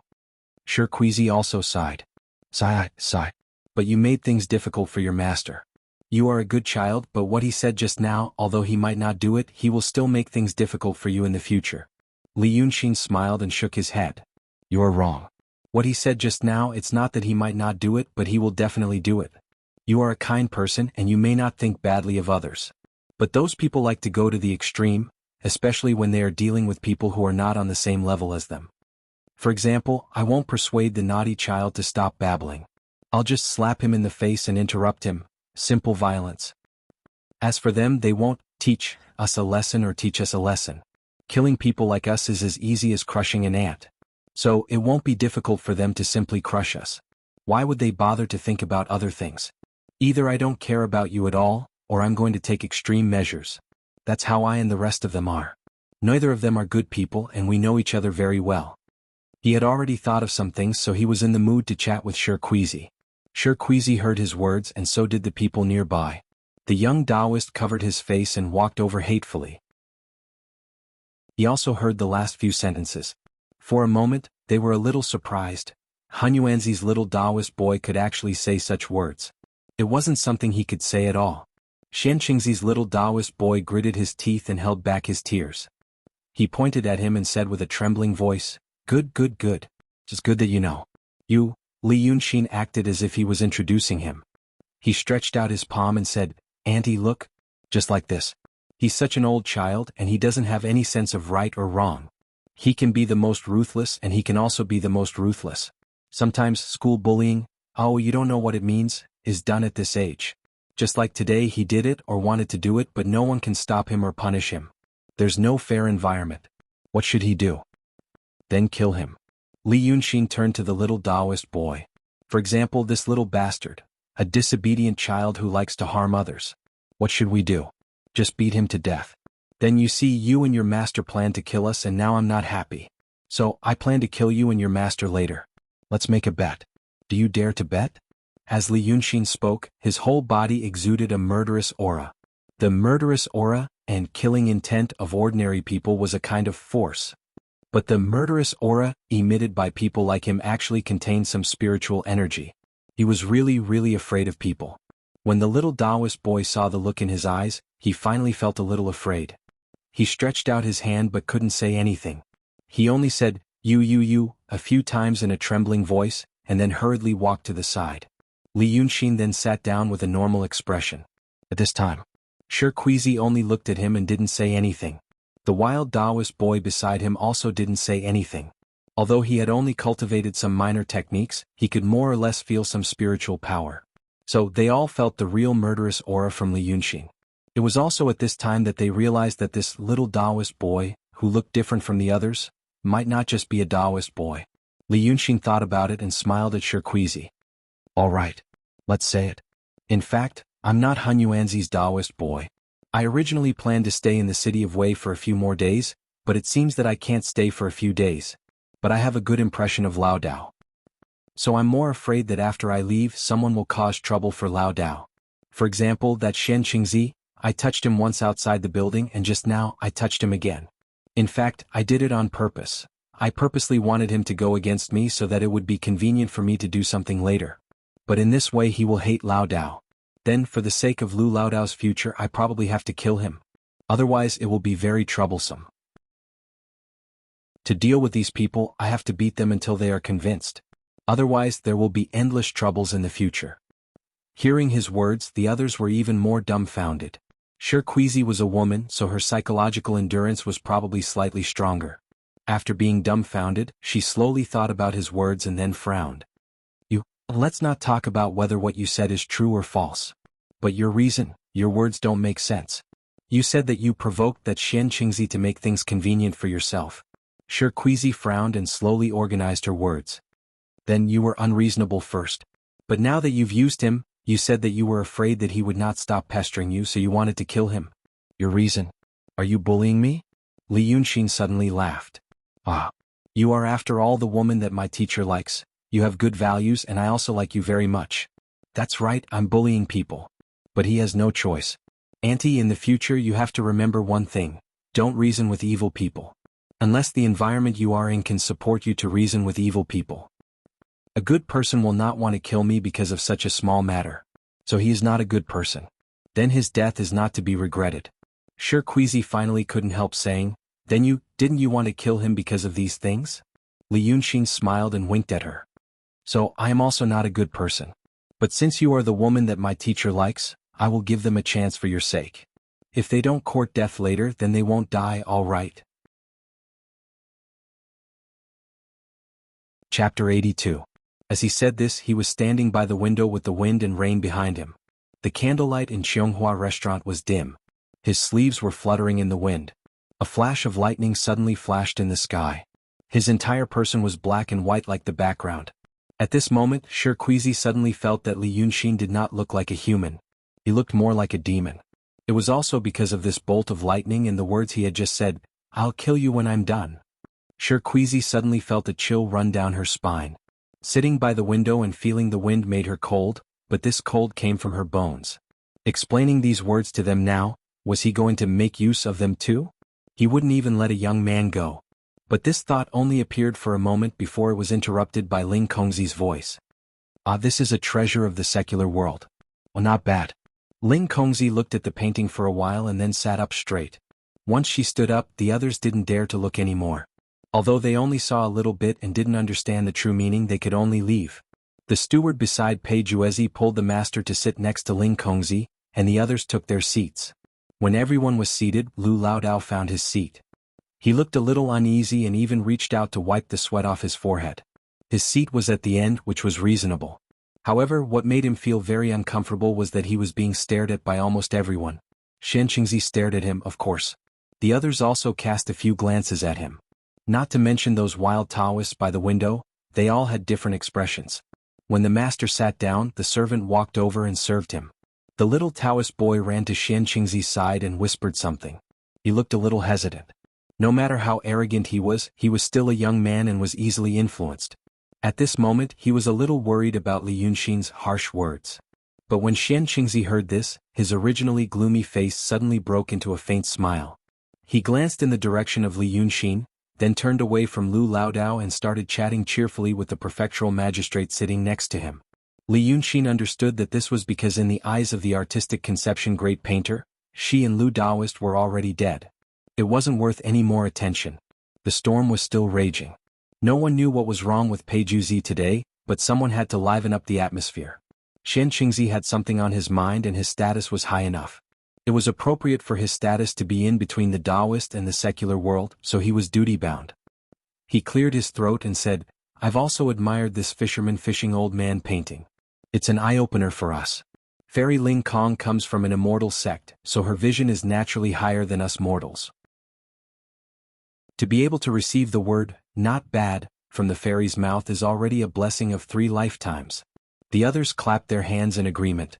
Ling Kongzi's face was expressionless. He only nodded slightly. But this kind of attitude made everyone feel relaxed and happy. The scene gradually became lively. Someone else suggested composing a poem to record this event, and others agreed. The officials were all scholars and naturally loved this kind of thing. They were interested and said they wanted to write. Ling Kongzi watched them play for a while and then looked at Li Yunxin. He found that he was talking to Lu Laodao about something. The expression on the old man's face changed. It was impossible to tell what he was feeling. After the officials recorded a few poems, Ling Kongzi said, The storm is a bit strong. Everyone was staring at the fairy's expression from beginning to end. Hearing her speak again, they hurriedly said, Yes, the storm is a bit strong. We should have a banquet and drink some wine to warm our bodies. Fairy Ling Kong is a cultivator. Do you drink wine? There's no need for a banquet. I don't like those. As Ling Kongzi said that, he glanced at the cultivators by the window. Then he said, "You guys are also suffering from the cold, take a rest." Saying so, he raised his hand and pressed it down. Just as everyone was about to carefully understand what Ling Kongzi meant by take a rest, they suddenly found that the entire world had become silent. Their ears were filled with the sound of wind and rain, and their bodies were buffeted by the moist wind. After Ling Kongzi finished speaking these words, the sound of wind and rain suddenly vanished. The wind also disappeared. The storm outside was still pouring, but no matter what, it couldn't enter the hall. After a moment of surprise, the hall was filled with praises. Most of these praises were sincere. The wild cultivators didn't think that Fairy Ling Kong would care about their feelings and used her thaumaturgy to stop the wind and rain. She was truly merciful. But only Li Yunxin let out a soft cry of surprise. When Xian Qingzi mentioned the banquet, Ling Kongzi subconsciously glanced at the window. Li Yunxin felt that if his previous experience wasn't wrong, this was a related reaction. Because of the banquet, she looked at the window. There were two things by the window, one was a person and the other was a fruit in front of the person.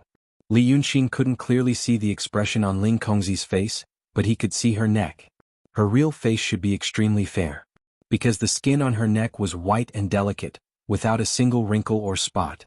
Just now, the two sides of her smooth, snow-white neck slightly tightened. It was an extremely imperceptible, swallowing movement.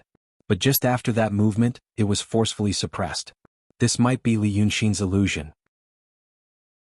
But the tone of her voice after that was slightly lower, and she made a gesture to suppress it. When these three things were combined, it was very obvious that this Ling Kongzi was subconsciously suppressing her strong desire. And she stopped the wind and rain just to explain her looking at the window action. She didn't need to show off like a secular person. If she really wanted to, why did she wait until now to pay attention to those cultivators who were suffering from the wind and cold? This Ling Kongzi, she lied. It wasn't that she didn't like the banquet, but she couldn't for some reason. Her performance was extraordinary and she was definitely a cultivator different from mortals, but she actually told a small lie about this issue. So her image in Li Yunxin's mind became clearer. The wind in the hall disappeared and Ling Kongzi said again, "Today I came to the Baohua gathering for another matter." At this point she straightened her upper body and glanced at the people in the hall. "I want to go through the tribulation of killing." As soon as she said this, everyone's reaction was interesting. But at the same time, it also made Li Yunxin a little shocked. Except for Pei Juezi and Lu Laodao, the expressions of the other 9 people changed slightly, and their emotions were extremely complicated. With just a glance he realized, the people in the upper class of the city of Wei all knew. They all knew that the swordsmen of the Lingshu sword sect kidnapped people, killed people, and went through the tribulation. Chapter 83. For a moment, they were afraid that Ling Kongzi was going to kill them to pass the heavenly tribulation. But then they realized that it was not possible, and they were worried that Ling Kongzi wanted them to find someone for her. That would be troublesome. Ling Kongzi also saw their expressions. At this moment she finally smiled and said, "Are you afraid that I will kill someone?" "I won't." She ignored their shocked expressions and said, "Passing the heavenly tribulation by killing people is a stupid thing to do. After all, it's not that you have cut off the desire in your heart, but that you have to rely on external forces to solve the problem. Maybe you can reach the transcendent state that way, but if you want to go further, you will not be able to fool yourself. Some people feel tired of killing and don't want to kill anymore. That is the heavenly tribulation. But the real heavenly tribulation is not because you are tired of killing, but because you have let go of it. You are tired of it and you don't want to touch it even if you want to. In essence, you care about it. And if you let go of it, you don't care about it. If you want to pick it up, you can pick it up. If you pick it up, you can put it down again. Then you have passed the heavenly tribulation. Unfortunately, among all the heavenly tribulations, the heavenly tribulation is the hardest to pass. I have studied the treasure scroll in my sect, but I was still lacking a little bit of understanding. Just this little bit of understanding made me unable to pass the heavenly tribulation for 3 years. Fellow Taoists in the city of Wei may not be as good as you want in terms of cultivation. But the things you have experienced and the feelings you have experienced must be unique. Today there are a total of 36 painters here with different levels of cultivation. But no matter how high or low, I want you to paint one for me. If one of them helps me, I will teach you a chi refinement mantra of the Langya cave as a token of appreciation. There was silence at first and then there was an uproar. This was a heavenly blessing. What Taoist Ling Kong meant was that she did not care whether it was a treasure scroll, a rare scroll, a famous scroll, or a masterpiece, or just a painting with a little bit of spiritual chi in it. What she wanted was just a little bit of understanding. Indeed, every single person present had a chance. In front of such a blessing, the four painters of artistic conception couldn't hold back anymore. Dignity and modesty were always used at the right time. If he was still reserved at this time, he would be a true idiot. Xian Qingzi coughed and said, Fairy Ling Kong's great blessing is really. I've really received your kindness. The bearing of an immortal. I, Xian Qingzi, have lived for so long and today I have witnessed the bearing and mercy of an immortal. When he said this, everyone nodded in agreement. Since Fairy Ling Kong is like this, we must not let her down. He restrained his expression and said solemnly, everyone here is a fellow Taoist. We are all aware of each other's realms. On this banquet, there are 5 painters of artistic conception from the city of Wei, including Lao Dao. Although the rest of you have not reached the state, you are all the masters of a monastery. You all have some skills. These fellow Taoists have indeed put in a lot of effort to create a masterpiece. Even if he didn't, you don't have to be too harsh on him. After all, he has been busy with worldly affairs all year round, and tonight is a stormy night. It's understandable that he didn't have enough strength. These words were well said and the wild Taoists all nodded. Those at the peak of artistic conception could create a masterpiece, but how many people could do it? The 4 painters of artistic conception could only create 2 or 3 paintings in their lives, and they were already famous in the city of Wei. As for these wild Taoists, many of them couldn't even get close to a masterpiece. After all, they relied on incense money and the money from selling paintings to make a living, just like Lu Laodao in the past. After saying this, several people at the banquet praised Xian Qingzi for being fair. Then he changed the topic. As for the 5 of us, I'm not afraid that you will laugh at us, but we have been famous in the city of Wei for a long time. Everyone here, who hasn't heard of the 5 painters of artistic conception in the city of Wei, to be able to attend this banquet today is the result of our fellow Taoists' appreciation. The people at the banquet smiled and nodded with different expressions. The wild Taoists were slightly silent. Then the 5 of us must work hard. Fairy Ling Kong has comprehended the treasure scroll, so we can't do it. As for the famous scroll, it depends on fate. But if the 5 of us can't make a masterpiece, Fairy, even if you don't blame us, we won't let it go easily. The prefectural magistrate and the prefectural magistrate are also here today. Today's Baohua gathering and Fairy Dongtian's blessing will be a big event that will be recorded in the prefectural history. Such a big event, who dares not to do their best? Even I won't let him go. Since the beginning of the banquet, the prefectural magistrate of the city of Wei, who had been serious in speech and manner, finally spoke. The highest official in the city of Wei, who had administrative, military and judicial powers in one body, spoke. Xian Qingzi nodded and finished the banquet with satisfaction. The little Taoist boy beside him glanced at Li Yunxin. Even the slowest person would know what was going to happen. Sure, Queasy didn't know what she was feeling at the moment. She thought, was it really like this? That kid was right. But she wasn't sure whether she should worry about Lu Laodao or others. She saw Li Yunxin whispering to Laodao. She didn't know what they said. But Lu Laodao didn't panic. At least he didn't look panicked. Instead, Li Yunxin turned his head and smiled at her helplessly. Sure, Queasy understood what he meant. Look, they're starting to court death. But she didn't know how Li Yunxin could do it. Xian Qingzi and the others at the banquet were all on good terms. They laid the groundwork bit by bit, forcing Lao Dao and him into a corner. Maybe the 2 of them could make a masterpiece and escape this disaster. But, kill them? She couldn't think of how Li Yunxin would do it. How to turn the situation around bit by bit and achieve that point. After the prefectural magistrate spoke, the atmosphere in the hall became a little somber. Xian Qingzi said again, serve the brush and ink. But when painters painted, they all had their own tools, so it wasn't good to change tools randomly. Because when one thing was used for a long time, it would become handy, and it would be easier to inject spiritual aura into it. The wild Taoists came to the banquet, but in fact not many of them would think of such a thing, so not many of them brought their painting tools. As for Lu Laodao, he couldn't paint out of thin air, and he knew that his brother XN was by his side, so he wouldn't bring his painting tools.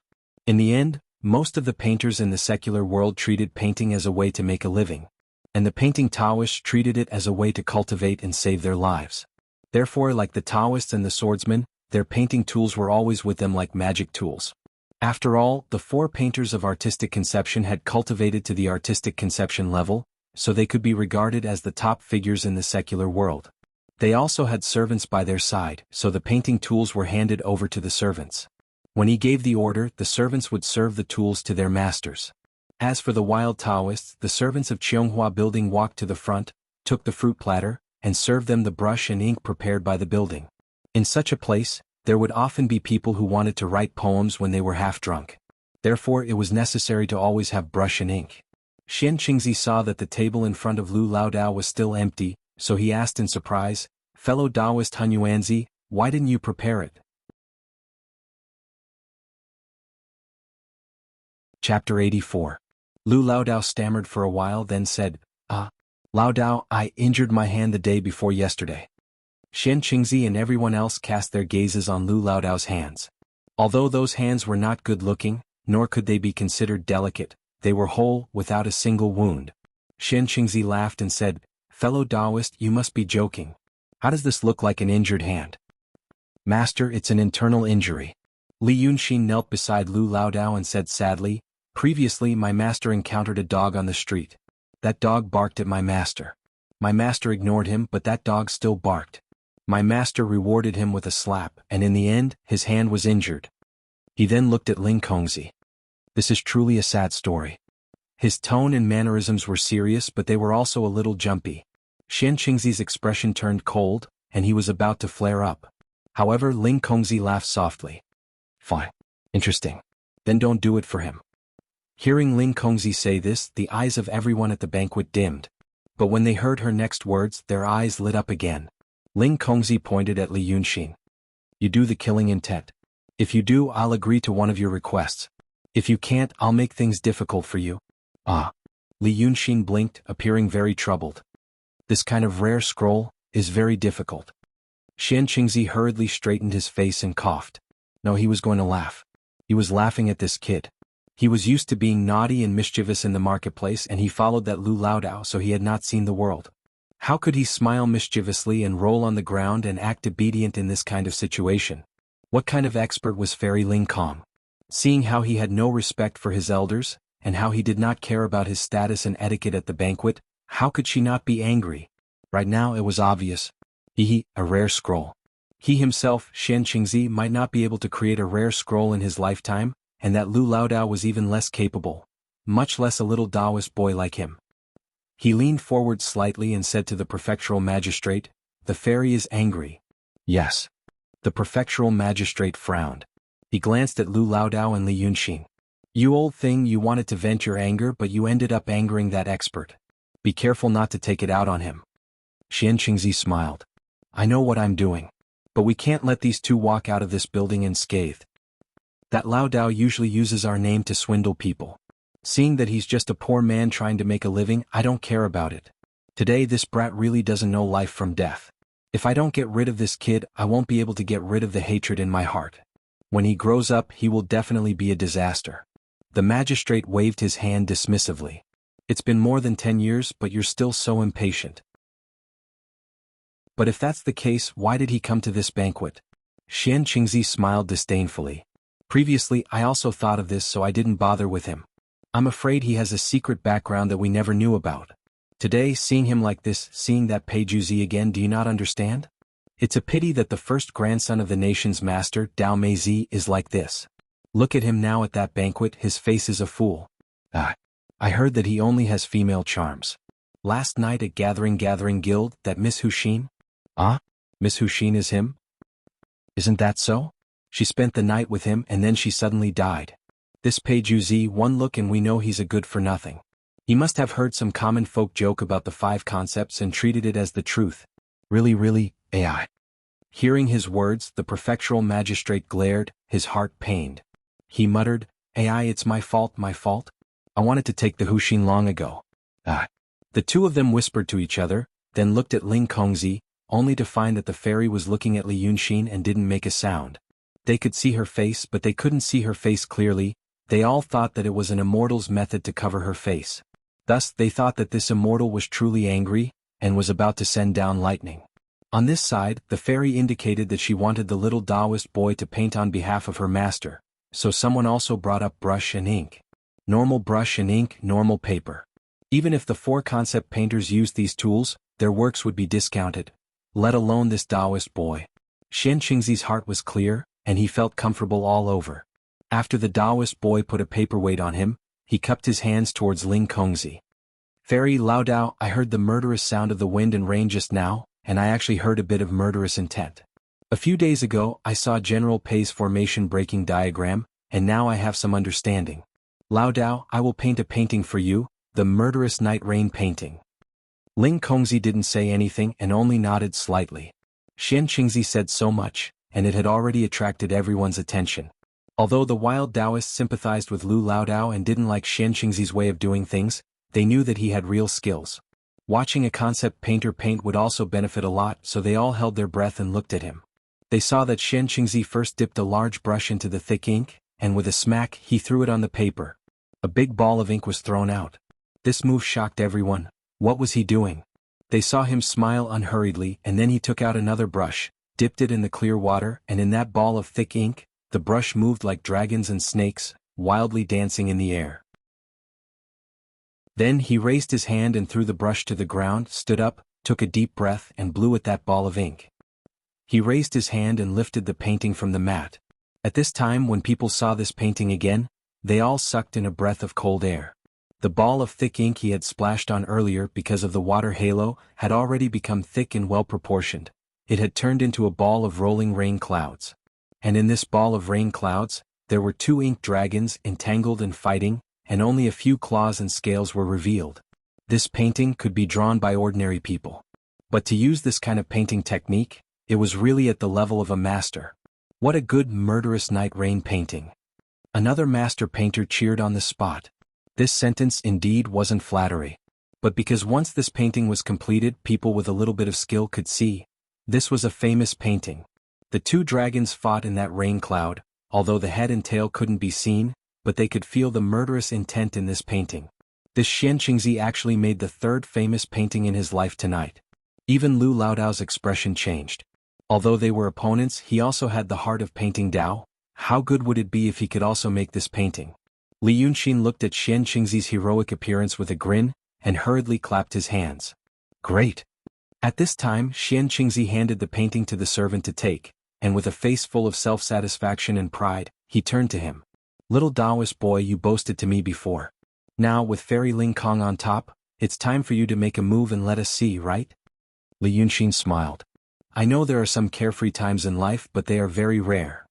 For example, now, you had an orgasm in front of the fairy and now the aftertaste hasn't ended, it's very comfortable.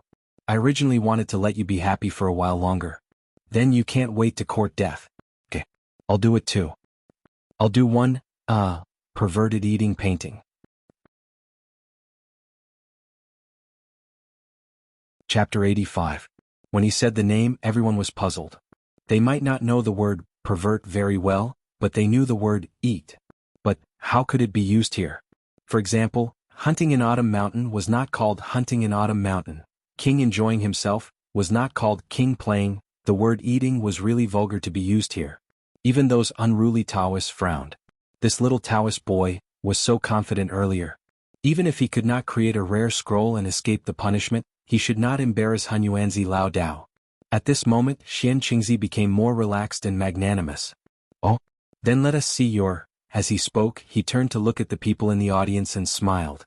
Pervert eating while eating? Everyone burst into laughter. Lao Dao moved away from the table and said in a low voice, Brother Xen. Li Yunxin smiled. What's there to be afraid of? Then, under everyone's mocking gaze, he knelt in front of the table and spread out the rice paper.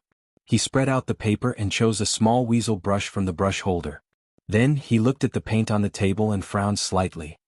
I wear the rouge and vine yellow colors. Xian Qingzi smiled and said, Why don't you make an ink painting? It will save some effort.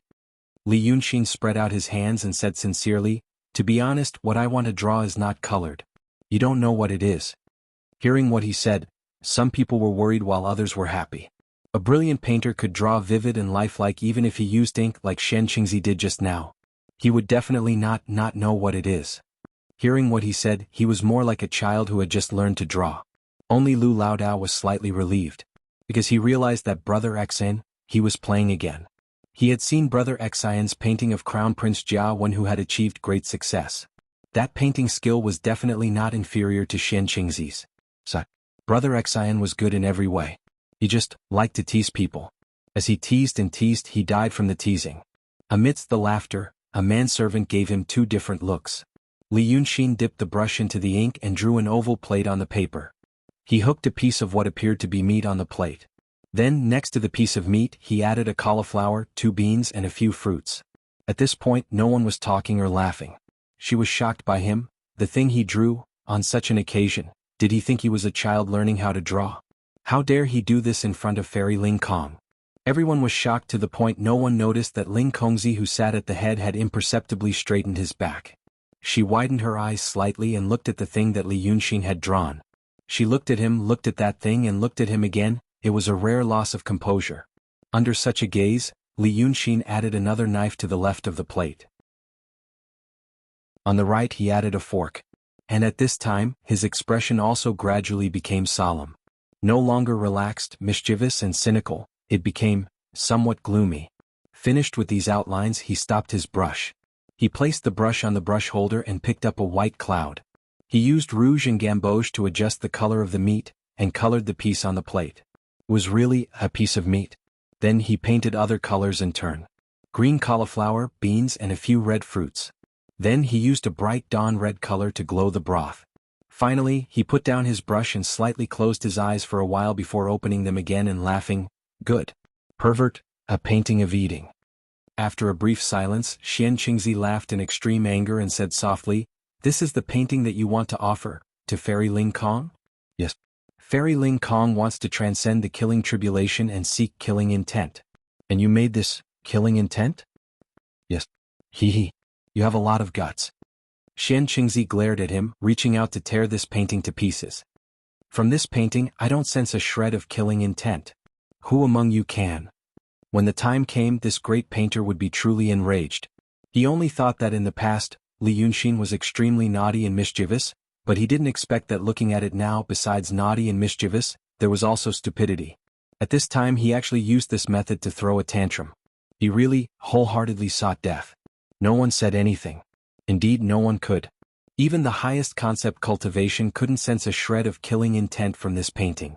As for this painting, rather than saying it was a painting, it really might as well be called a graffiti. In this silence he saw Ling Kongzi walk over. If people's eyes weren't mistaken, right now, he saw that Fairy Ling Kong's fingertips that stretched towards the table, attempting to pick up that painting, were faintly trembling. She picked up this painting and held it in her hands, carefully looking at it for a good while. Then, like Li Yunxin, she closed her eyes, and opened them again. Xian Qingzi knew that this time the fairy was also extremely angry. He was even more afraid that the fairy would be so angry that she would forget what she had just said, so he sneered and said, "Fairy above. Fairy, please understand, this painting, is it a rare scroll?" Ling Kongzi was silent for a while, then looked at him with a strange gaze, then looked at Li Yunxin. "It's not a rare scroll." A hint of a smile appeared on Xian Qingzi's lips. Just as he was about to speak, he heard a sentence that made him suspect that he was in a dream. "It's a rare scroll." When they heard these words, when no one was able to figure out exactly what it meant, Ling Kongzi had already lightly shook the painting of a freak eating. There was a buzzing sound. Ling Kongzi's clothes, which didn't have the slightest ripple even in the howling wind and rain, actually seemed as if they were blown by a violent gale, and they clattered tightly to his body. It was tangible. Violent killing intent. In an instant, it swept through the entire hall.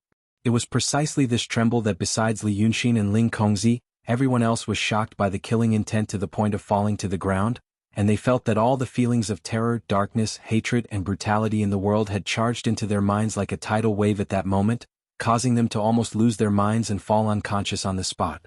At this time, Ling Kongzi seemed to be muttering to himself, "With your realm, of course you can't understand the killing intent here.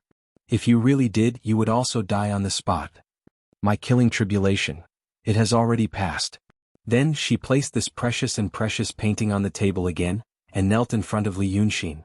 She looked at the clear and bright eyes of this youth and asked softly, "You must have also passed the killing tribulation, that's why you made such a rare scroll.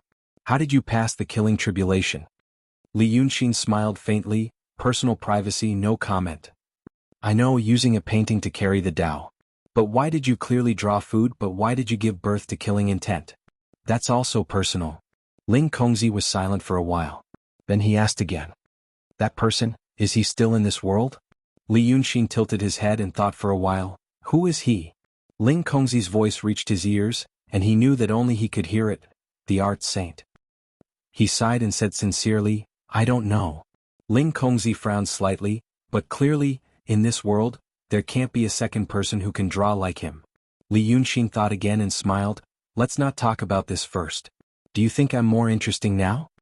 Ling Kongzi was slightly stunned and then answered, "Yes." "Then do me a favor. I will tell you more interesting things." Li Yunxin stood up and looked at Pei Juzi, whose eyes were rolling around. "There's a ghost in this room."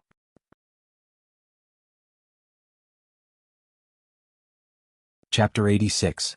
Li Yunxin's words were full of lies and lies. Therefore when he said, "There's a ghost in this house," no one was surprised by the fact that there was a ghost. Because Li Yunxin himself was enough to subvert all their knowledge. Isn't he? Shirquizi was overwhelmed by the murderous aura just now. At this moment she was leaning against the railing of the building. Her head was still buzzing, as if she had really experienced a life and death crisis. Isn't he just a teenager? This was probably the question that everyone wanted to ask, including Lu Laodao. He knew that Brother Xian's background was mysterious and unfathomable. But he was still a teenager, although many people would think that he was 18 or 19 years old when they saw his figure. But Lu Laodao knew that Li Yunxin's real age was, in 3 months he would be 15 years old. It could be said that he was gifted. Li Yunxin was indeed worthy of this evaluation. Therefore, under the guidance of a master, his cultivation progress was rapid. It could also be said that he came from a rich and powerful sect and had seen a lot of things. Therefore he developed a calm temperament. Furthermore, because of his extraordinary intelligence, everything was under his careful planning and strategizing. But these things couldn't make up for the flaw brought by his age, his lack of experience. And the thing corresponding to this experience was tribulation. A young man had heard a lot of tricks about the ways of the world, and understood a lot of things and the key points in all kinds of things. But there were a lot of things that he hadn't experienced personally, so he couldn't understand them. Without this understanding, the tribulation wouldn't come. It was like a teenager read a lot of books and understood a lot of that thing between adult men and women. He even saw someone demonstrate it for him. But no matter how much he understood, he didn't experience it himself. He didn't know what that feeling was. He didn't know what this feeling was. Even if one day someone gave him such a precious scroll and asked him to immerse himself in it, he would probably have to go through divine tribulation, but it would be a fake divine tribulation like Huainenzi and Panenzi. But now he had created a treasure scroll. That kind of violent and terrifying killing intent had already exceeded the limits of what anyone present could endure and understand. No one could imagine what exactly had Li Yunxin experienced in the short span of a dozen or so years that he was able to overcome the killing calamity. Moreover, he had such a deep understanding of killing intent. Furthermore, what they found even more unbelievable was a treasure scroll. In this secular world, there was no such thing as a treasure scroll. Even in heavenly caves and sects, treasure scrolls were rare treasures. Above the treasure scrolls were spiritual maps, but there were only a few spiritual maps that had been passed down. Moreover, it was such a treasured scroll that was brimming with killing intent. Either that, or Li Yunxin had experienced a rather long life filled with slaughter and blood. Or, he had reached the peak of the transcendent state and was able to create a treasure scroll. According to Ling Kongzi's experience, she could think of the latter point. But for Lu Laodao, Shirquizi, Shen Qingzi, and those unruly Taoists, neither point was something they could think of or accept. Thus, at this moment, the astonishment in Shen Qingzi's heart had already far surpassed his terror. It was to the extent that he just sat on the ground and stared fixedly at Li Yunxin, unable to say a single word as he looked at her and Ling Kongzi, sitting and answering each other. What was the identity of this young man? How could he speak like that to the head disciple of Langya Heavenly Cave? At this moment, when he looked at Li Yunxin again, his mind was almost completely taken away by what had just happened. He only felt that every word, every action, and every look of his had a deep meaning. He even felt that he had seen something. Devil chi, purple chi, or whatever it was, it was surrounding him. The Shen Qingzi, because he knew a lot and had a deep understanding, was finally shocked to the extreme by what had just happened. He had lost his mind. On the contrary, the little Taoist boy beside him only knew a little about these things. He only knew that the seemingly ordinary young man had done something earth-shattering, and he was not nearly shocked to death like Shen Qingzi. He got up stealthily and slowly crawled through the crowd with his hands and feet, planning to slip down the stairs. But when he was about to reach the stairs, he heard Li Yunxin say, "Hey, the one over there, the one from the Yu clan, don't go. You want to run after showing off? You really know how to King play with excitement." The little Taoist boy's body slightly stiffened, and he broke out in a cold sweat. He gritted his teeth and slowly turned his head to look. As expected, Li Yunxin was looking at him. He saw Li Yunxin waving his hand at him. "You come." At this moment, almost no one spoke for him. This little Taoist boy had seen the world, and he knew that it was best to be obedient at this time, not to make people more irritated, so he walked over without saying a word. His heart slightly moved, and he pretended to be neither servile nor overbearing. His eyes were slightly lowered, but it did not look like he was going to lower his head and admit his guilt. Unfortunately, Li Yunxin did not care about his expression. He was pretending to be blind. But he heard that Ling Kongzi was talking to Li Yunxin at this moment. The latter was distracted when talking to this fairy, and stopped him. "I said I promised you one thing, is that all you want?" Ling Kongzi looked at him seriously and did not look at Pei Juzi. "Catching ghosts. What else could it be? Do you know why I came to the city of Wei?" Ling Kongzi looked into Li Yunxin's eyes. "If I'm right, it's meaningless. If I'm wrong, I might be cheated. So I'm not going to say it." Ling Kongzi sighed. "You don't have to be like this. You have a treasure in your hand. I came for that treasure. I couldn't find you at first, but I knew that 3 cultivators had died, so I followed them all the way here, and then I found another surprise. You have to know, I originally wanted to take you back to the mountain. But I said before that I promised to do one thing for you, and I will definitely keep my promise. This is also a part of my cultivation. So now your request, is it really to catch the Ghost King? Also, why don't you try to escape?" Li Yunxin was originally sitting upright. But now, after listening to her words, his whole body suddenly became relaxed, as if he had given up on something. He shook his head and sighed. His voice became helpless and low, as if he had made up his mind, but still felt uncertain and extremely painful. "Do you remember what I said to you when we first met?" Li Yunxin's eyes seemed to be filled with sorrow and exhaustion, like a martyr who had walked thousands of miles and finally gave up on his ideals. "You." Ling Kongzi sensed Li Yunxin's strangeness. She frowned slightly, not knowing why he suddenly became so depressed. "You mean, communism?" Not only Ling Kongzi felt that he had lost his strength, but other people, as long as they were good at observing people's words and expressions, would also think so. But there was only one person, only Lu Laodao. He recovered from the impact of the killing intent just now, and seeing Li Yunxin like this, his heart skipped a beat. "Brother Xanyu, why are you up to mischief again? This is the brilliant disciple of the Lord of the Dong Tian." Chapter 87. Yes, communism. Li Yunxin nodded his head. After saying that, he was silent for a while. Ling Kongzi was a cultivator, and a cultivator's observation skills were always sharper than ordinary people's. Therefore he could see Li Yunxin's chest rising and falling. His breathing rate was normal, but his shoulders were obviously pressing down. He was trying hard to adjust his breathing, and he was trying to suppress some kind of emotion. Then, he raised his head again and waved at the little Taoist boy who was standing obediently beside him. "Wine." The little Taoist boy was stunned for a while. He looked at Ling Kongzi and then at his master. But Shen Qingzi was in a daze. He kept mumbling something and did not pay attention to him. The little Taoist boy looked at the magistrate again. The magistrate and the officials had lost their dignity just now. At this time they barely calmed down and straightened themselves behind the table. They were all smart people and naturally knew that the young man was an old acquaintance of Ling Kongzi. Not only was he an old acquaintance, but he was also being chased by her. But at this time no one would be stupid enough to pick a side. Ling Kongzi came from the Langya Grotto heaven, and in the eyes of the ordinary people she was indeed very high. But that young man could actually talk to her like this. How could he be a simple person? It seemed that they could not afford to offend either of them. If it was possible, they wanted to run away. So at this time, the magistrate closed his eyes slightly and ignored him. Seeing this situation, the little Taoist boy carefully walked a few steps away, took a pot of wine from the table in front of the wild Taoist by the window, and handed it to Li Yunxin with both hands. Li Yunxin took the wine pot, lifted it up high and poured it into his mouth. When a line of wine entered his throat, he put the pot on the table and looked at Ling Kongzi. You are a cultivator. You seek the great Tao, seek longevity, and now you have reached the transcendent state. Why? Ling Kongzi didn't even give it a thought before answering. Cultivating the Tao and cultivating to immortality is a great fortune that people yearn for but are unable to obtain. What do you mean by why? Li Yunxin smiled and waved his hand. If I were to guess, you left the Langya Grotto heaven and came to this world and saw many things. Every time he saw something he found it more interesting. You will slowly discover that there are still so many interesting things and interesting people in this world, but you. Another thought in your heart is telling you that these things are just fleeting clouds, and only the path of immortality is fundamental. Now these two thoughts are slowly fighting fiercely in your heart. You are gradually feeling the pain, aren't you?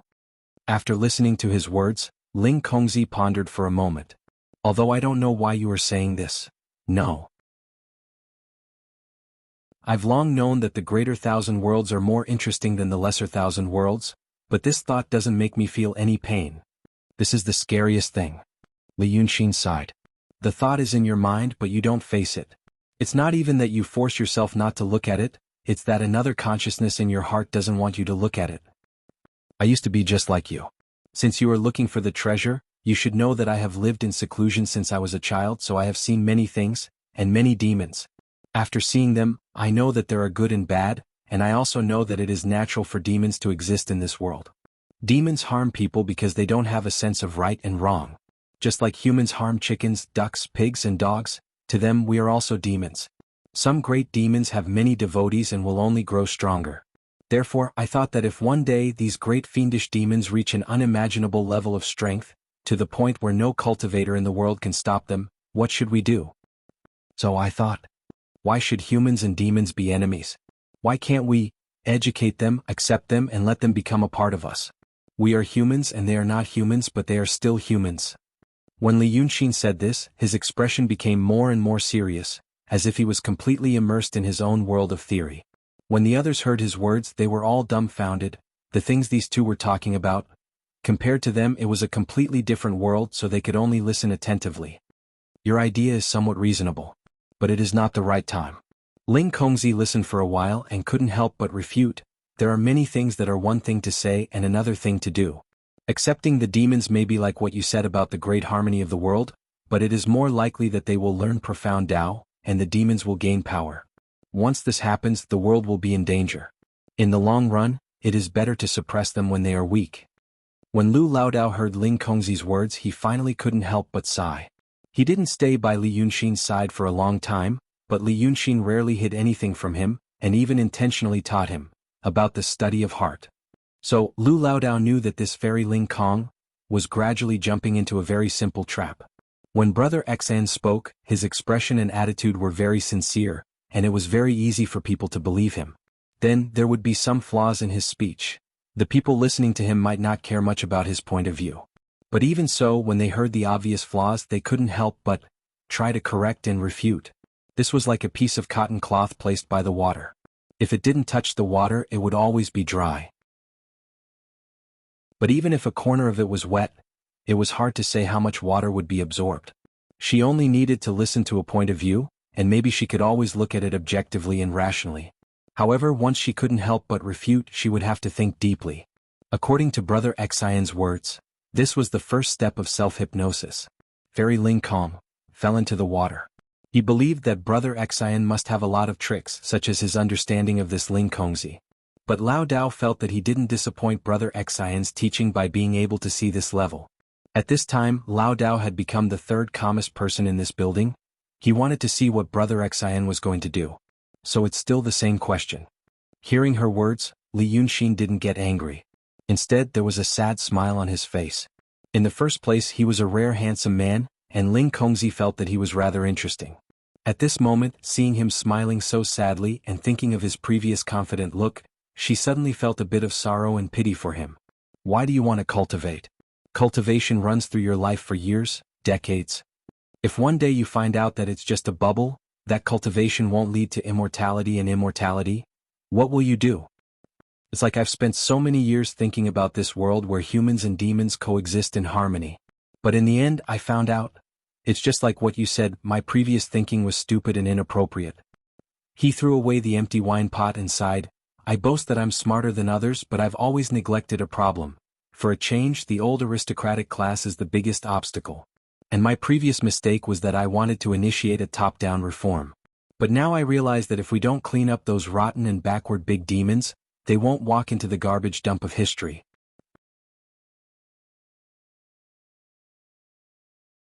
Chapter 88. Hearing his words, Ling Kongzi's voice suddenly changed. So, you know the second reason why I came to City of Wei? Of course Li Yunxin didn't know. But his expression didn't change. Of course I know. Otherwise, why do you think I did so much today? I was also preparing for that thing. Preparing? What you did today? Yes. You asked me why I didn't try to escape. Now you should know why. He lied without changing his expression. If someone put his hand on his chest, he would find that his heart didn't even beat too fast. Ling Kongzi was silent for a while. Then he said, so you are going to help me. But everything you have done before will be in vain. Can you let it go? Ling Kongzi thought he knew what Li Yunxin was talking about. But Li Yunxin didn't know what Ling Kongzi was talking about. He had too many secrets. Any one of them would probably match Ling Kongzi's words. So he used his trump card. Ling Kongzi, this woman, used a magic weapon to cover her face. Most people who did this had a strong sense of self-protection. This kind of mentality would never be formed in a happy environment. According to his experience, people who were like this after adulthood either suffered from long-term domestic violence when they were young, or came from a single-parent family and lacked a sense of security. Most of these people also liked to suppress their desires and see curiosity as a scourge. But this kind of human nature could only be suppressed, but it was absolutely difficult to eradicate. Once it was provoked at the right time, it would erupt more strongly than ordinary people. He had seen too many people like this in his previous life. They usually looked aloof and indifferent, but often for a person or something, they would show perseverance and endless enthusiasm that ordinary people couldn't achieve. In view of these two encounters, he had formed an image of this fairy Ling Kong in his heart. He sighed and slightly raised his head. His eyes looked sad and blurred, but there was a kind of pure and clear persistent emotion. He opened his mouth slightly. His lips, which had become redder from the alcohol, were trembling slightly. Then, he leaned forward slightly and took a deep breath after a short, well-timed gaze. His breath trembled a little. It seemed that he was suppressing some strong emotion, which made his voice tremble slightly. But this trembling made him look even more affectionate, and his words also seemed to come from the bottom of his heart. For you, I can give up the whole world. After a second of silence, Ling Kongzi leaned back slightly, raised his hand and pointed at Li Yunxin's throat. His voice became a little sharp because of his excitement, and he sounded like a junior high school girl whose braid had just been pulled. What are you talking about? The reactions of the others were actually not much better than hers. Most of them were in a slightly dazed state. What the hell? On such a stormy night, the head disciple of the Langya cave master had encountered a powerful enemy of unknown identity that he had been searching for all this time. In the end, he actually confessed to her? What kind of play was this? Lu Laodao was dumbfounded. He had thought of 100 ways that Brother Xian might have used, but he had never thought that he would actually do this. She pressed against Li Yunxin's throat. But his face did not show any panic. He just stared straight at Ling Kongzi's face. After 3 seconds, he suddenly laughed bitterly, turned his face away and shook his head. Just take it as I was talking nonsense. This kind of thing. In fact, I don't believe it myself. He turned his face slightly and looked at Ling Kongzi sadly, but he had already avoided her fingers. Do you know the first time I saw you? When I first saw you, I couldn't tell if you were good-looking or not. I also didn't know what kind of character you had. I was doing something bad, but you caught me doing it. I was so disgusted with you. Where did this hateful woman come from, coming to my house in broad daylight? What are you trying to do? Ling Kongzi's heart slightly sank. She did not know why she was disappointed, but she was somewhat disappointed. To hell with it. Then she heard Li Yunxin say, but later I told you about communism. I thought about it alone for many years and came up with it. Others would not have the patience to listen to me. But you, only you, all these years the only one, who listened to me. I think you probably don't understand my feelings at that time. For many, many years. After many, many years there was suddenly a person who made me feel Ah, so this person really exists. Ah, this person really can understand what I'm thinking, really is the person I've been looking for in my heart. He sighed slightly, reaching out his hand to the perverted eating picture on the table and gently stroked it. As he said those passionate words, Ling Kongzi's eyes flickered and she did not want to look at his eyes. At that moment he seemingly subconsciously made some noise on the table. Naturally, Ling Kongzi came to look at the picture. Looking at the picture, she was slightly stunned for a moment. It was at this moment that Li Yunxin was completely sure of one thing. So he finally smiled and said softly, "Actually, I'm very lonely." The sentence was like a curse. After saying this, Ling Kongzi's hand trembled slightly and she finally put it down. She suddenly experienced the first confession in her life, and it happened in such an era and such an occasion. Even as a cultivator, her heart was in chaos. Then, after listening to Li Yunxin's words, hearing those words from a person she did not hate, her heart was suddenly lost and then slightly relieved. She had long lost her calm mood. It was in this state that he was guided until he heard the last sentence. So, her body slightly straightened but soon relaxed again. She panted slightly twice and finally said in a low voice, "I understand." At this time, everyone was dumbfounded. Because no matter what, they could not figure out what had happened. Why did it become like this? But in Li Yunxin's heart, there was already a sneer. This woman was in his hands. He had already grasped something important in her heart. At this moment he had already become her demon. Her demon in her heart. She was a young woman full of repressed curiosity. Even as a transcendent state cultivator, she was still filled with a strong sense of vigilance when she came to the mortal world. After seeing the pervert eating picture, the first question she asked was whether the art saint was still in this world. At that time, although Li Yunxin could not see her expression, if he could not hear the strong feelings this young girl had for the art saint from her voice and tone, he would really be a deaf person.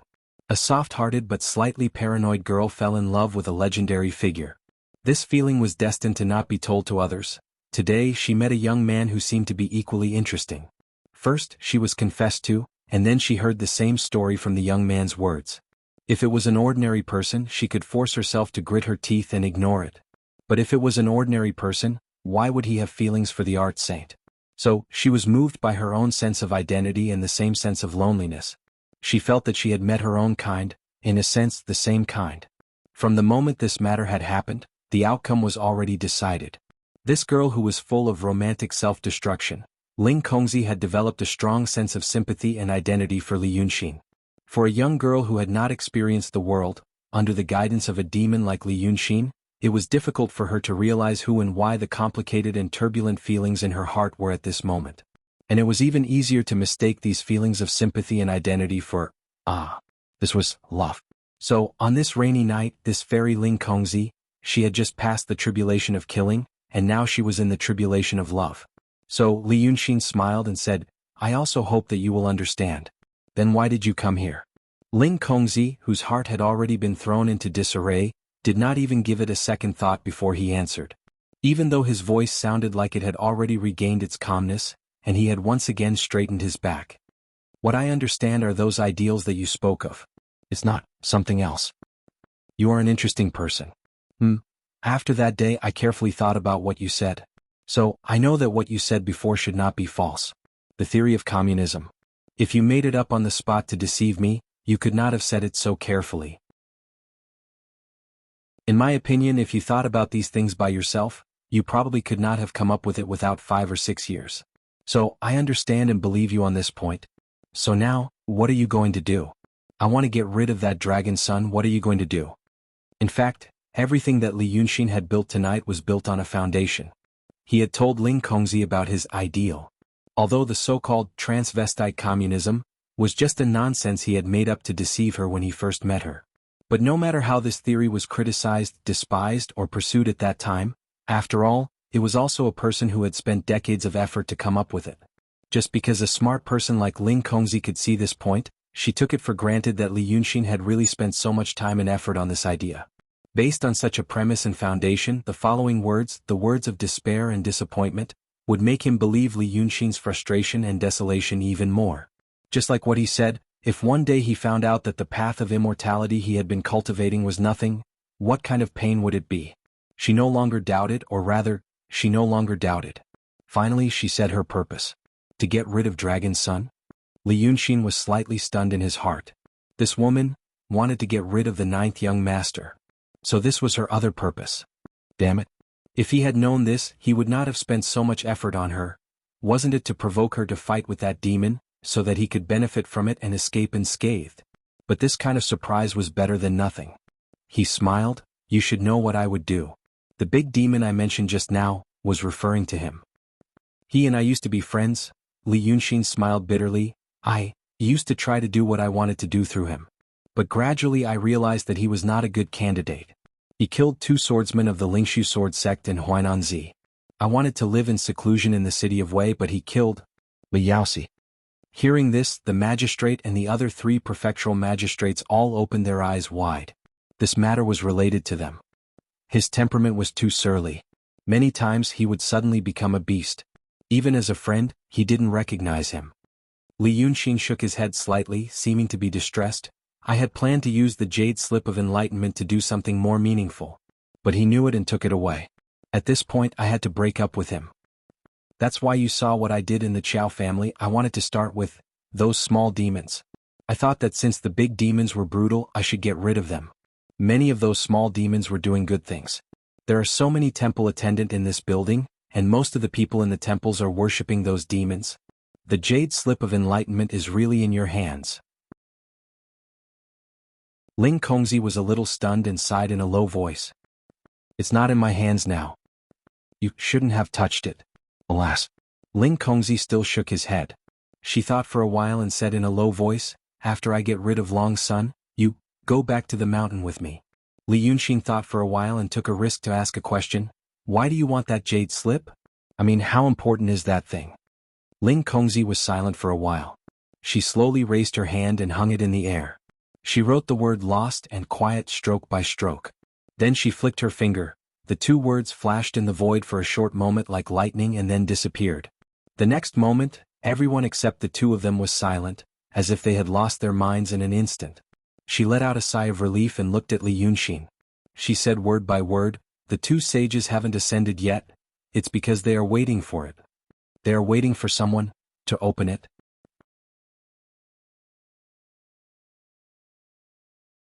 Chapter 89. After Ling Kongzi said this, Li Yunxin knew that he could not return to the mountain with her. If it was an ordinary treasure, it would be fine. But since the 2 sages were waiting for something related to their ascension, he was not sure what the others would do. But he knew that if it were him, he would not allow the person who knew this secret to live freely in this world. It was not necessary to kill him, but it was something related to ascension. Waited for 1,000 years?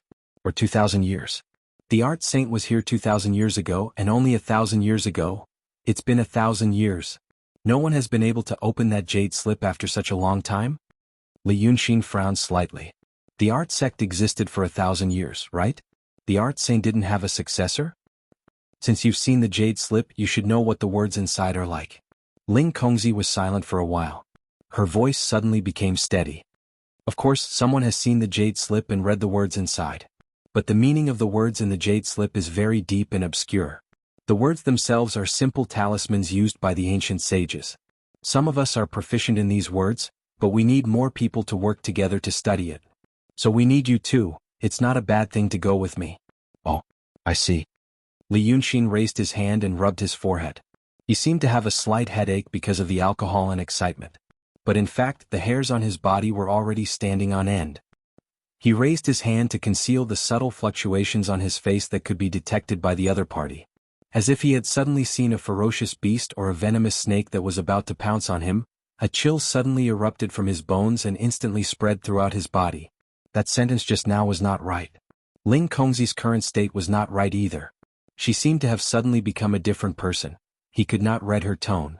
If it could be said that Ling Kongzi had been penetrated by him and his entire inner world was exposed in front of him, then at the moment when they talked about the jade slip of illumination, it was as if an alarm in her heart had been triggered. Her subconscious was instantly armed by some powerful force, forming an unbreakable mental defense. Someone or something in the past had given her an extremely strong psychological suggestion. This strong psychological suggestion established an alarm mechanism in her heart. Once something or someone triggered this alarm, she would become abnormally calm and steady. In that instant, she broke free from Li Yunxin's control over her. However, under such circumstances, Ling Kongzi didn't seem to know. She herself didn't seem to know that the alarm in her subconscious mind had been triggered. She said, "Since you've seen the Jade Scroll, you should know what the words inside are like." Li Yunxin had seen it before. Therefore, he knew that the words inside were words that everyone in this world could understand. She also said, "Of course, some people have seen it, but they couldn't read it. If someone had seen it, it was impossible that they couldn't read it." What he could see in his current state were some cultivation methods, written in the words of this world. And the art saints set some restrictions on that thing through some kind of spell that only existed in this world. So, he needed to advance to a higher level before he could see some other things. But as far as he knew, there was absolutely no problem of not being able to read it. This meant that neither she nor the someone she mentioned had really opened the jade slip of illumination and read the contents inside. She told a lie that was easy to see through, but once it succeeded, it was a very effective lie. This was because she or they probably believed that no one could know the words that were opened on the jade slip of illumination. So, she could make up some nonsense about simple talismans used by ancient sages. Since many masters like Dao Tong and the Grotto Heaven had not seen it, then Li Yunxin should not have seen it either. Li Yunxin should not be able to open the jade slip of illumination. Then Ling Kongzi was deliberately and casually hinting to him, "Of course we know how to open this thing. And we have even read it. Whether you can open it or not, whether you can read it or not, we can. And now we are very happy to accept you as one of us." If it was any other person in this world, they would probably have been tricked. This woman's thinking level right now was simply gone on a rampage. Li Yunxin gently took 2 deep breaths, allowing herself to return to a rational and sharp state. In this Baohua gathering he had done many things and laid many traps. Now he was trying to find a way to get out of this dangerous situation as soon as possible so that he could have a chance to make a long-term plan. After 2 seconds he put down his hand and raised his head again. He smiled and said, "Okay. I will go with you. In fact, I have already made this plan." He looked at the people in the hall who did not look, hear or move and pointed at Lu Laodao beside him. "I did so many things today, first for you and second for him. It's the same with this painting. I think I should show some of my value. Not only am I the owner of the jade slip, but I am also a powerful Taoist painter. Dao Tong and Kenzo need people like me. I'm not a pawn that can be sacrificed. But if I leave this Laodao, I have been with him for so long, I like him." Li Yunxin was silent for a while. "You know that I have reached the transcendent state. I need to find my Taoist heart and I need to go through the tribulation. I'm not sure if this Laodao is my Taoist heart or the tribulation. Since someone's Taoist heart is a frog, of course, it is possible that my Taoist heart is a person.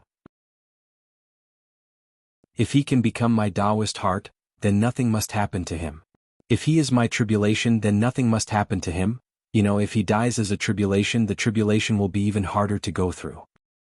That is why I am doing all these things today, and I will show mercy to these unruly Taoists in the future. I want him to live a better life after I leave. My friend, the 9th young master, has seen this Laodao before and I am afraid that he will harm him. So, from this point of view, I also want to get rid of that dragon son." Ling Kongzi seemed to be smiling. "Then why don't you take him with you? The Grotto Heaven is the paradise in their hearts. You know what kind of people you, me, and the high-level cultivators are. Mortals say that cultivators are immortals, but to be honest, after going through so many tribulations, we will feel closer to the demons. He will not like that kind of environment. I don't like being kept in captivity, and he won't like it either. Besides, there is no Cheonghua Tower or Munanju there. In fact, this is a siege. The people outside the city want to come in. Once you walk in, you can't control your body and you can't even think about walking out." Ling Kongzi seemed to be satisfied with his answer. There was a smile in his voice. "It is always interesting to hear you talk. Then tell me, the ghost you want me to catch. Why did you catch him?"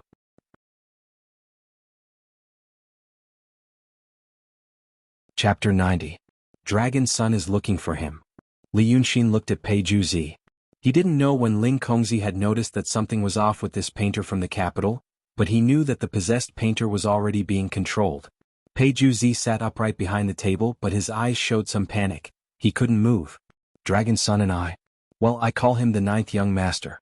After the 9th young master and I returned to the city of Wei, he disappeared. During that time, something happened near the city of Wei. I thought it was him, but later I thought it was not his method. Some time ago I walked around the city and asked some people. Some people's relatives lived in the suburbs and a cow died in their family. After asking about the cause of death, I knew it was not the ninth young master. The ninth young master eats people, but this thing eats souls. At that time I already had this idea, so I started to investigate the ninth young master. From the annals of the Dragon King Temple, I guessed that he was the ninth son of the dragon, Chiwen. Now you also said that he was the dragon's son, so I guessed right. From the annals of the temple, I found that as long as there was a record of abnormal precipitation, there would be people missing. The ninth young master loved to eat people and he was the dragon's son. So I guessed he was the temple's Wei River Dragon King. If he was the Wei River Dragon King, this area would be his territory. I thought he should be a family man. According to his appetite, he only ate about 10 people every year near the city of Wei, which was already very restrained. So now someone was making trouble in his territory. Although it was eating the souls of cows, he couldn't bear it. But later I found out that not only cows, but also many poultry died like that. But as for cows, one cow could change a farmer's life's luck. It was a big animal, so everyone talked about cows. So I guessed that the ninth young master was looking for this thing. Damn it. Just now when he came in, the world was raging. He, on the other hand, kept looking up at the sky. I could see he was a little pleased with himself, because the ninth young master should be looking for him in the sky above the city of Wei. But I'm curious. To be able to prevent a great fiendish demon like the ninth young master from finding it, yet we are able to restrain it. But just now I didn't feel any yin chi at all. So, who the hell are you? He had already turned to that Pei Juezi and asked sincerely and curiously. Ling Kongzi flicked his finger as if he was undoing some kind of restriction. Thus this Pei Juezi spoke in a human voice. Why have you bound me? As expected, you can speak human language. Li Yunxin praised from the bottom of his heart. I thought he didn't know how to speak human language when he was so quiet and only the manager spoke. It seems to be a 100-year-old ghost. Ling Kongzi said, it's normal for it to learn human language. They were originally human beings, but after becoming ghosts, they were lucky enough to wander around the world of the living, so they became silly. But if they stay in the world of the living for a long time, they will slowly learn human language. Look at this one, it has at least 200 years of cultivation. I don't really understand this. In that case, if a ghost lives for a long time, isn't it no different from a human being? Then it will be stronger. Look, it can even use magic. Li Yunxin asked for advice and Ling Kongzi answered him. Only this ghost stared at him and kept asking, why have you bound me? At this moment, it showed its difference from a human. Ghosts are, after all, nether spirits. Ling Kongzi answered patiently, the spirit and the body are originally one and inseparable. When the body dies, there will be a ghost. The reason why it is called a ghost instead of a spirit is that the body is the hall of the soul. When the body dies, the spirit will definitely be damaged. Without the hall of worship, it will become a ghost. So a ghost is actually a damaged spirit. Since it is damaged, it can't be repaired. So no matter what, it will always be different from other people. For example, a ghost will always have an obsession. Some things were actually parts of its body that it had lost, and it was difficult to remember them. It could only remember them clearly if they were made up. Listen to this ghost. Is there anyone who still speaks like this? Previously, Li Yunxin only felt that this big ghost's words were strange. Now that he heard Ling Kongzi's words, he realized that it was indeed different from other people. Different from the people of the current era. In Li Yunxin's eyes, the Daqing state was an ancient society with a strict hierarchy, but the atmosphere was actually more open-minded. For example, a girl like Yin Shuero, who came from a relatively well-off family, could show her face on the streets every day, and people didn't find it inappropriate. As for etiquette and speech compared to the previous dynasty, it was much more vulgar. For example, Lu Laodao didn't really understand the rules of today's Baohua gathering. Although it was called an ancient etiquette, it was actually a secular etiquette that ordinary people in the previous dynasty would follow. As for speech, in the previous dynasty, regardless of gender, everyone addressed him as Lord. The people of the Daqing state mocked the previous dynasty for being pedantic, saying that when two people argued and swore, they still addressed each other as Lord is a ruffian, which was quite funny. Looking at this big ghost now, he addressed him as Lord. I need this ghost. Li Yunxin said, it's not suitable here, I have to bring it back. The ninth young master is looking for it, maybe it knows something about the ninth young master. No matter what, he used to be my friend. Even if I have to deal with him, I want to be the one to do it. So I want to know more about him. He looked at Ling Kongzi and repeated, I need this ghost. I hope you can help me. When this is over and I get the Jade Scroll, I will go back to the mountain with you. Ling Kongzi seemed a little hesitant. Just now, Li Yunxin led the topic to the big ghost, and asked her some topics that could effectively make her relax. At this moment, her guard was down again, and the hints that Li Yunxin implanted in her heart gradually gained the upper hand. She tapped the back of her hand twice with her slender fingers and suddenly asked, You can make a treasure like the freak-eating painting, which means that your cultivation is about to reach the peak of the transcendent state. I know that Taoist Danqing is not good at fighting, but I feel that something is wrong with your breath. Because I fought with 2 swordsmen from the Lingshu sword sect. At that time, I didn't have much contact with people from the Daotong and Kenzo sections. The 2 Taoists had powerful talismans on them, and they sealed my ocean of qi and mountain of snow. Until today I can only use a little nature essence. You're right. Li Yunxin said honestly, but why would 2 swordsmen from 2 sects come to my house to look for me, and they are only at the emptiness realm? They said that a Lao Dao said that I have the 10,000 miles of mountains and river painting in my house, and they came for the painting. I believe the words of those 2 idiots, but I don't believe that the person who guided them to me was really for the painting. It was probably just an excuse. According to the 2 swordsmen, the person was on the verge of death, and that's why they found me. So I want to know who is that person. He told the truth about his situation, knowing that it would put Ling Kongzi at ease. This was what the other party wanted to know. He also knew that the other party would have doubts. In that case, I'll listen to you for now. I'm not afraid of any tricks from you. As long as I bring you up the mountain, everything will no longer be a problem. With this mentality, the other party knew that he was not an idiot. If the other party was confident that she had absolute power to control the final outcome, and if she had a good impression of him, she should not mind some of his little tricks. And she should also know that he was a difficult opponent. As expected, after he said this, Ling Kongzi thought for a while and said, Oh, I see. I can't tell you about that person for now. As for the things you want to know about this ghost, it's up to you. If you want me to help, just tell me. But as for the time, I hope it won't take more than half a month. I've been out for a long time, it's time to go back to the mountain. Okay. Ling Kongzi thought for a moment and said, You're an interesting person and a smart person as well. But there is one thing. I'd better make it clear. I am a Taoist at the peak of the transcendent state. Previously, the 2 swordsmen of a lower realm could seal your ocean of qi with a talisman. You should know that the Daotong cultivators have some tricks in the fight. So if I want, within 10 miles of the city of Wei no one can live. I hope you can make the right decision.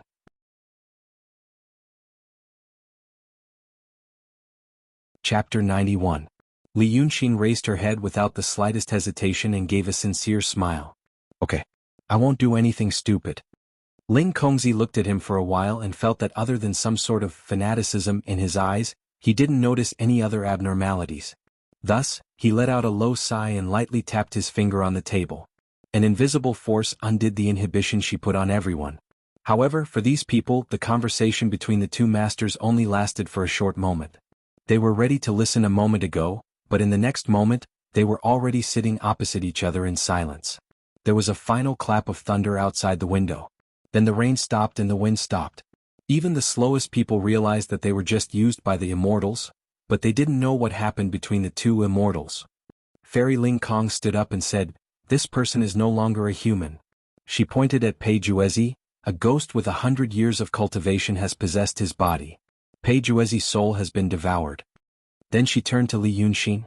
This is a Taoist friend of my Langya cave. There were some misunderstandings before, but they have been cleared up. This ghost will be taken care of by him from now on. But if the steward of the Qin's mansion has any objections, you can ask me. The steward beside Pei Juezi was dumbfounded. He couldn't believe that his master had become a possessed ghost. He subconsciously waved his hands. I don't dare. He didn't have the courage and qualification to ask Fairy Ling Kong. This person. What's your name? She looked at Lu Lao Dao again. I'm a Hunyuanzi. Oh. This Taoist Hunyuanzi is a friend of my Langya cave. He will live in the city of Wei in the future. But don't underestimate him. The ones who had the authority to agree on this matter were the magistrate and the 3 prefectural magistrates. The 3 of them nodded and agreed. They only hoped to end this Baohua gathering as soon as possible and get away from this woman. But what she said next made their hearts tighten. It finally came. In that case, I said before that I was going to face the killing tribulation, and I have already done so. Ling Kongzi took 2 steps and said unhurriedly, "Many of you know Panenzi, Ling Su Sword Sect's Panenzi." Some people knew that he had returned to the mountain gate, but in fact he hadn't. "I killed that person." The hall instantly became silent and no one made a sound. "As for why I killed him, you should know. You secular people don't think there's anything wrong with killing and eating poultry. But if a domestic fowl kills its own kind and then gives it to you to eat, I think it will not be happy. Among our Daotong and Kenzo, there are many who were born in the secular world. When the celestial beings passed down the Tao ancestors' heavenly heart Dharma, they also said that they had to pity the people of the world and protect the people of the world. Therefore, the first commandment of the Daotong Kenzo is to not take the lives of mortals unjustly. Some scum colluded with the people of the secular world and used their mortal lives to transcend the tribulation. If I see such people, I will kill them. And the few of you here should know what Panenzi did. I think you even helped him. Fairy, we have our difficulties." Seeing that things had reached this point, the magistrate no longer cared about his face and cried out in grief. The magistrate's cry made the 3 magistrates kneel on the ground and kowtow. Xianqingzi's situation was even worse. He was originally sitting with his eyes fixed on the ground, but now his body softened and he collapsed. "Difficulties? Then tell me." The magistrate was startled and hurriedly said, "Fairy, please understand. Although the Ling Su Sword sect is not a big sect in your eyes, in the eyes of the secular world, it is a real celestial sect. Our Daqing state also has a law that says that when celestial sects do things in the secular world, local officials have no right to interfere. This is the rule on the surface, but when it comes to the local areas they can only be more cautious. The celestial masters are aloof, and their temperaments are different from us mortals. If they have a request, who dares to disobey? We are saying. You are saying that the Ling Su Sword sect forced you to do this." The magistrate was startled for a moment, and sweat appeared on his forehead. As a 4th-level official, how could he not know the meaning behind these words? He might be involved in the internal strife of the celestial sections.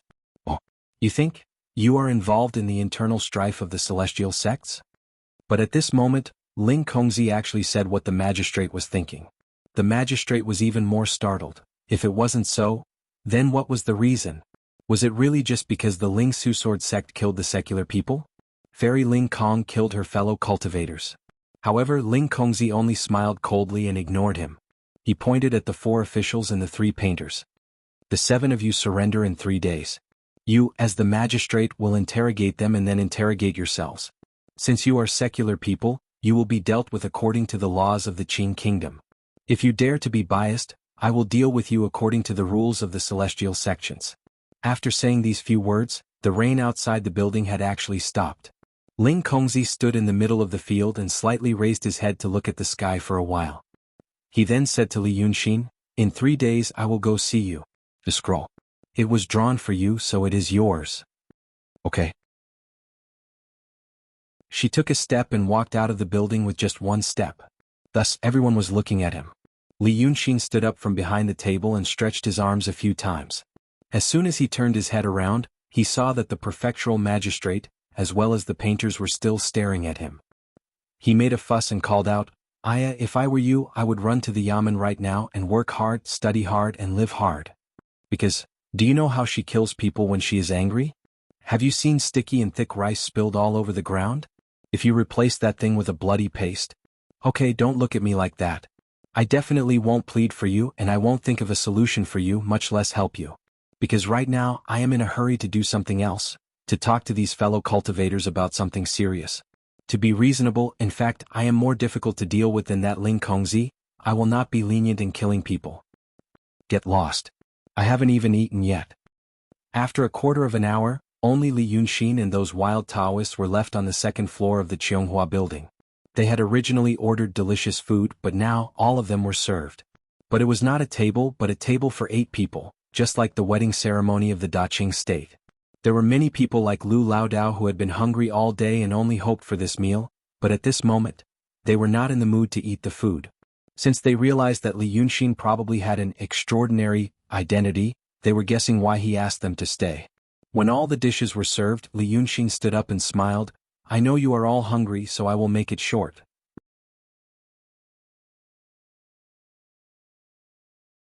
Chapter 92. All of you are temple attendant and temple master. You must have worshipped a god. But I don't need to tell you, most of them are not real gods and whether they have Reiki.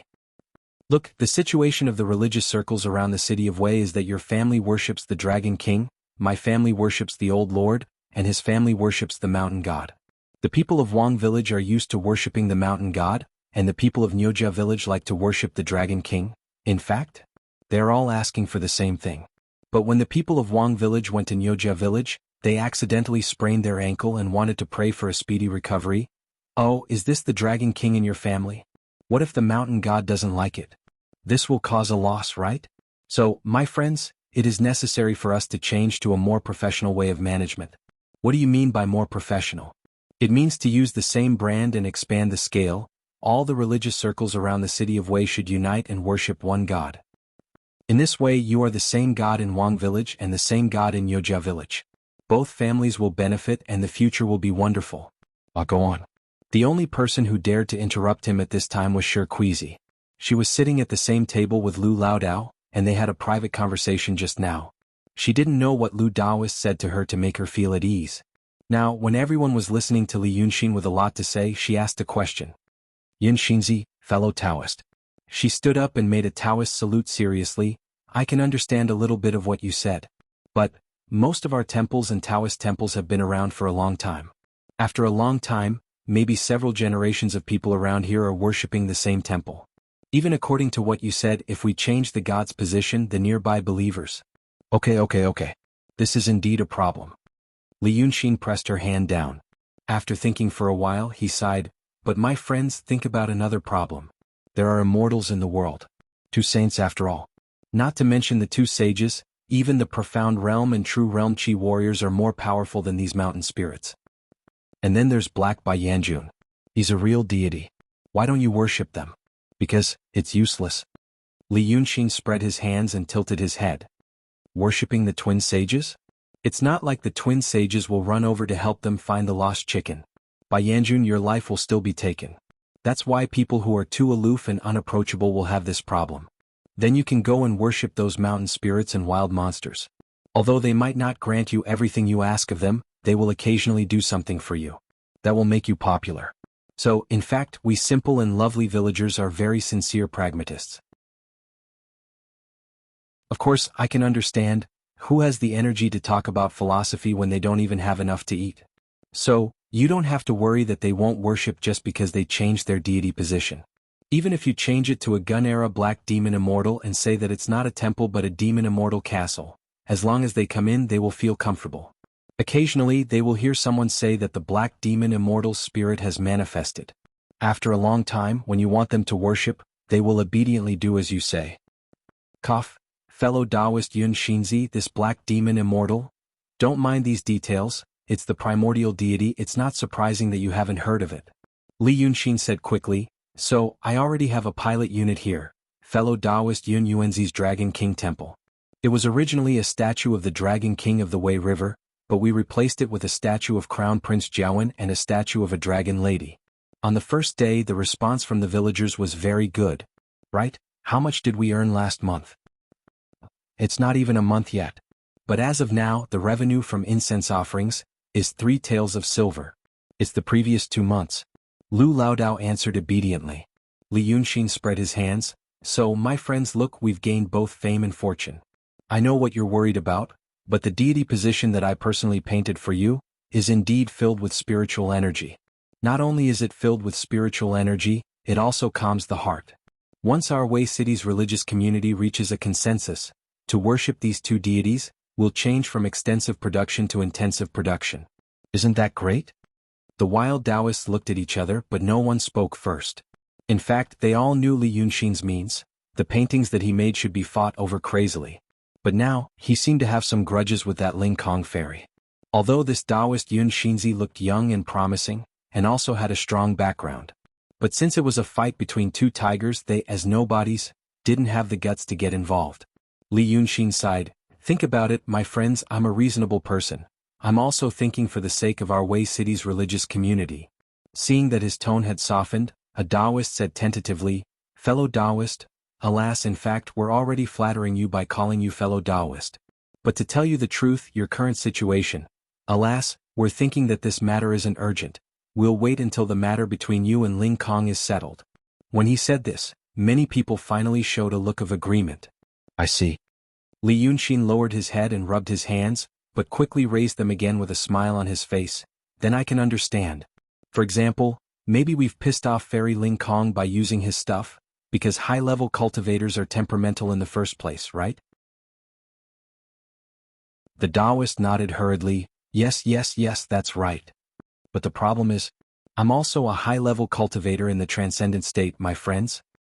He spread his hands helplessly. "I'm standing here and I'm telling you with a smile, come and join us. You say sorry buddy, but your future is uncertain and we don't want to. I also feel embarrassed." "Aren't you afraid that I'm temperamental?" He said this with a smile and then no one said anything else. The lobby suddenly became cold. Ling Kongzi didn't smile and people couldn't see her expression, so the mystery in her heart increased. But the first impression of Li Yunxin was the strongest. At first he was the Taoist boy of Lu Laodao and he was gentle and polite. But now, they could still see his expression, hear his tone, and his temperament was like a normal person. Compared to the cultivators of the intent realm and the emptiness realm, he was more like a normal person. Therefore, the reverence they had for him was reduced by a lot because of his witty words just now. At that time, when Li Yunxin said these words, they would wake up as if waking up from a dream and realize, maybe, he also had a temper. So at this time they saw Li Yunxin put away his smile and draw something in the air with his finger. The body of Pei Juzi, who had been bound and sitting in the corner of the hall and unable to move, was like a sack that had been emptied, softly deflating. A gust of black gas struggled and roared in the air as it was pulled out from the 7 orifices of the body, and then it was put into Li Yunxin's sleeve. He didn't move during the whole process, and only stared at everyone present with his eyes. That voice, they all heard it. It was extremely sad. A chill slowly crept up everyone's spine. That's why I have a temper too. For example, I was angry just now, but you are the old man's friends, so I vented my anger on him. I pulled the ghost out of the skin. This experience is almost the same as skinning. Li Yunxin was silent for a while, and then a smile appeared on his face again. So now, do we have a consensus? What I mean is, to replace those things that you've been offering. No one said anything. Li Yunxin raised his wine cup and said happily, "Good. Then friends, let's toast to our friendship." After a few breaths of silence, the wild Taoists finally raised their wine cups.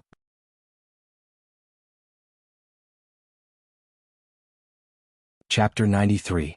They drank a cup of wine and then put it down in silence. Li Yunxin looked at them and sighed sadly. "All right. You guys are not happy here. Then I'll go. Old Lu, keep them company. I'm going home." After he finished speaking, he turned around and slowly walked down the stairs. After he left for a quarter of an hour, the wild Taoists looked at each other. They couldn't believe it was over. Lu Laodao smiled awkwardly. "In fact, Brother XN is a very kind person." Because of this, they continued to look at each other. It was already nightfall. Although the rain had stopped, it was still around 8 or 9 o'clock at night. In his previous world, this was the best time to indulge in pleasure. But in the city of Wei, it was the right time to be sound asleep. Therefore, the bluestone street that had been washed by the storm was shining under the moonlight, but there was no one around. The green trees and flowers on both sides of the street emitted a rich and fresh fragrance because of the water vapor. He stood on the street and took a deep breath. He felt that he was soaked in the sweet smell. It made him feel comfortable. Comfortable and painful. In fact, since the first day he hung the portrait in the temple, he had never experienced the feeling of no pain. The pain tormented him at every moment, causing his mood to worsen. Li Yunxin knew that this slow and irresistible change would eventually bring more problems. For example, the previous arrangement was not very delicate. The pain affected his thinking.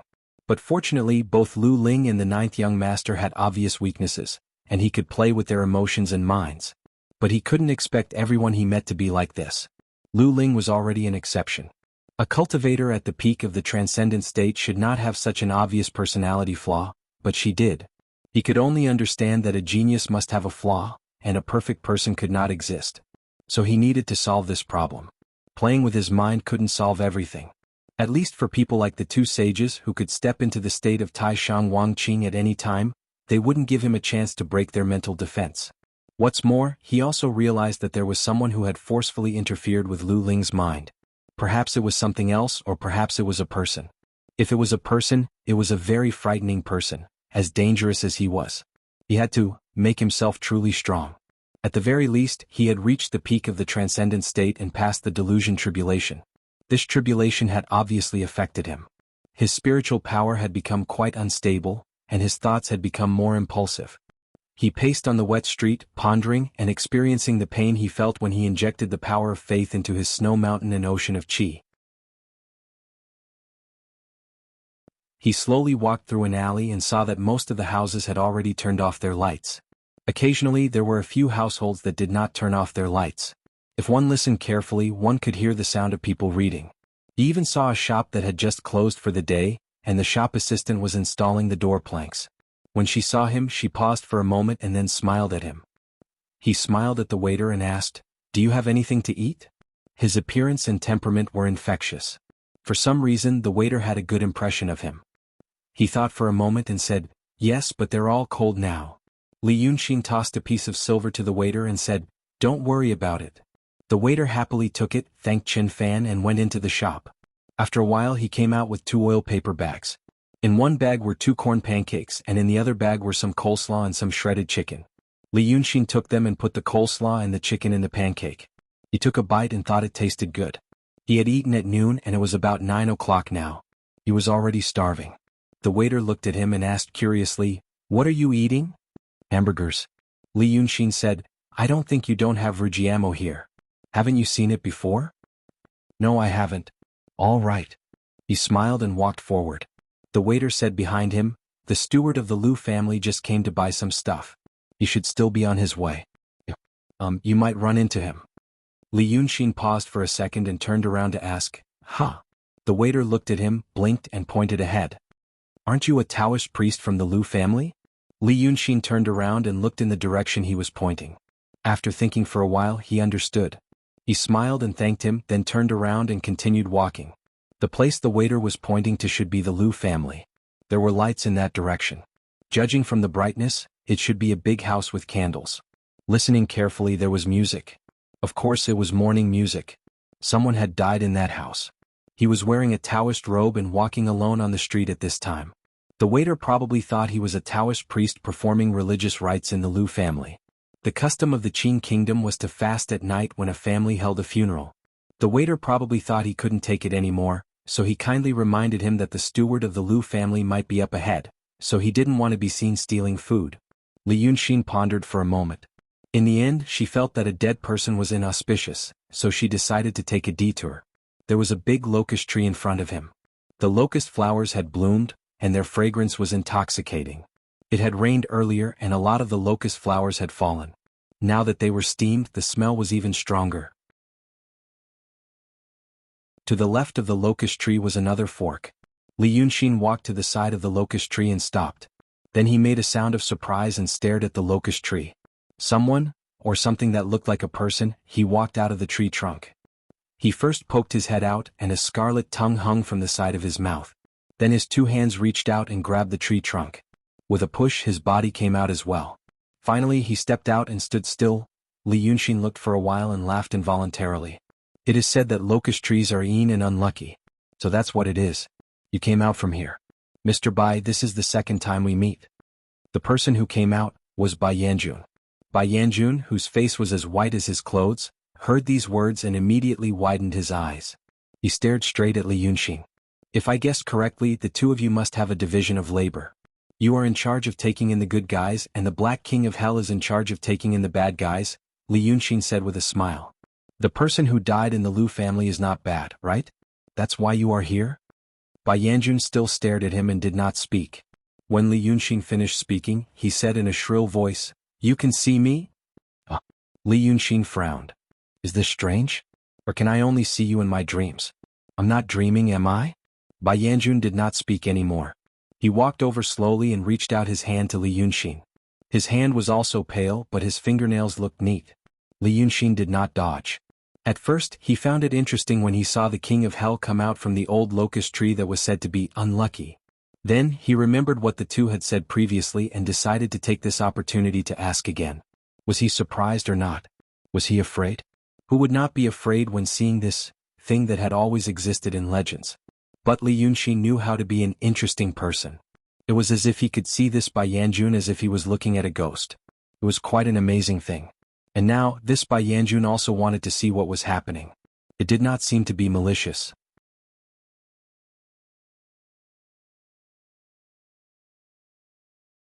Chapter 94. Therefore Li Yunxin did not hide. Being cautious was a good thing. But if he was so cautious that he did not take any risks, it would be called cowardice. Bai Yanjun's hand, it pierced into Li Yunxin's body without any hindrance. He wanted to dodge immediately, but he forced himself to stand there. Because he had an inexplicable favorable impression of Black Bai Yanjun. Most of the time, inexplicable favorable impression, and sixth sense, were actually the effects of the subconscious. They were not groundless. For example, when a person went out alone, he inexplicably felt that something good would happen that day. Therefore, when he arrived at the company and was notified of his promotion, he would think, "Oh my God, sixth sense. I have good luck somehow." But in fact, before this he might have already known that there would be a personnel change in the company, or a boss might have praised him, or a colleague who was proficient in insider information might have shown goodwill to him. His subjective consciousness did not summarize these things, but at the subconscious level he had connected these clues. Therefore, when he went out, he had already expected this result. People called it sixth sense. Li Yunxin did not know why he had a favorable impression of Bai Yanjun and why he trusted him. But he knew that such a subtle but obvious favorable impression should be the result of subconscious analysis that he was not aware of. His premonition had always been accurate, so he let the hand penetrate his body. He felt a burst of heat. But it only lasted for a moment, and Bai Yanjun withdrew his hand and screamed, "You little brat, do you know that you don't have long to live?" If someone else said this, Li Yunxin would only smile faintly. But now, the Yama king who was in charge of life and death said, Li Yunxin immediately frowned. "What do you mean?" Bai Yanjun stared at him, a pair of pure black eyes like two bottomless pits. In a moment of desperation, he stuck out his tongue to make himself speak more fluently. "You little brat, you really don't know the pros and cons. How do you think you can see me? Although I don't know where your soul came from, you reincarnated into a human body. Since you are a human body, why don't you cultivate the spiritual power of heaven? Now you are being worshipped by the masses. How can the power of faith be obtained by a human like you? Your snow mountain and ocean of chi are already riddled with holes. You're not far from death." Li Yunxin's expression changed slightly. He composed himself and said, "I do know about this matter. But what if I slowly replace the spiritual power in my body with the power of will and reconstruct my snow mountain and ocean of chi? In the future, I won't practice the heavenly heart technique anymore, I'll switch to practicing the divine path. Is that not allowed?" TSK, you are really a newborn calf. You think no one has thought of this before? Bai Yanjun's voice became sharper and sharper. "It's possible. However, a human body could not use the power of hope. Your ocean of chi and mountain of snow is like a house with stone walls, and the power of vow is like scattered sand. Now that your house is sealed, you can slowly exchange the loose sand for the stone. This big house won't collapse in a short time. You can also use your spiritual power to undo some of the seals. But in the future, when you receive a lot of the power of wishes, how can scattered sand support a big house? You are not a spiritual monster or a mythical beast. Did no one teach you this common sense of cultivation?" Li Yunxin was speechless. He stood quietly under the tree and thought for a while. Then he sighed helplessly. "No one taught me. They are all fucking professors. Who would teach me that 1 + 1 = 2? Then what if I don't absorb the power of hope now? Your foundation has been destroyed by yourself. It will be like this for the rest of your life." F***CK. Li Yunxin touched his forehead. "This is 2F** King Big. Then, do you have any ideas? You are experienced and knowledgeable. Can you give me some advice?" Bai Yanjun stared at him and sized him up again. TSK, you little kid. It's fine if you are not afraid of me, but you still want to take advantage of me. There is a way." Li Yunxin smiled in her heart and finally heaved a sigh of relief. It was blackmail by Yanjun. He was not some random monster who controlled the life and death of the whole world. How could such an existence have the time to care about someone's life and death? If Bai Yanjun said so much because he saw him out of curiosity, it would be as funny as the president of his era who saw a man who was owed his salary and followed him to ask for it. Because we have met before. Li Yunxin was in a better mood. Last time you didn't accept the souls that died because of me. You also mentioned a senior. After these days I think, that senior, is he the art saint? After he finished speaking he took another bite of the cake. Bai Yanjun gasped.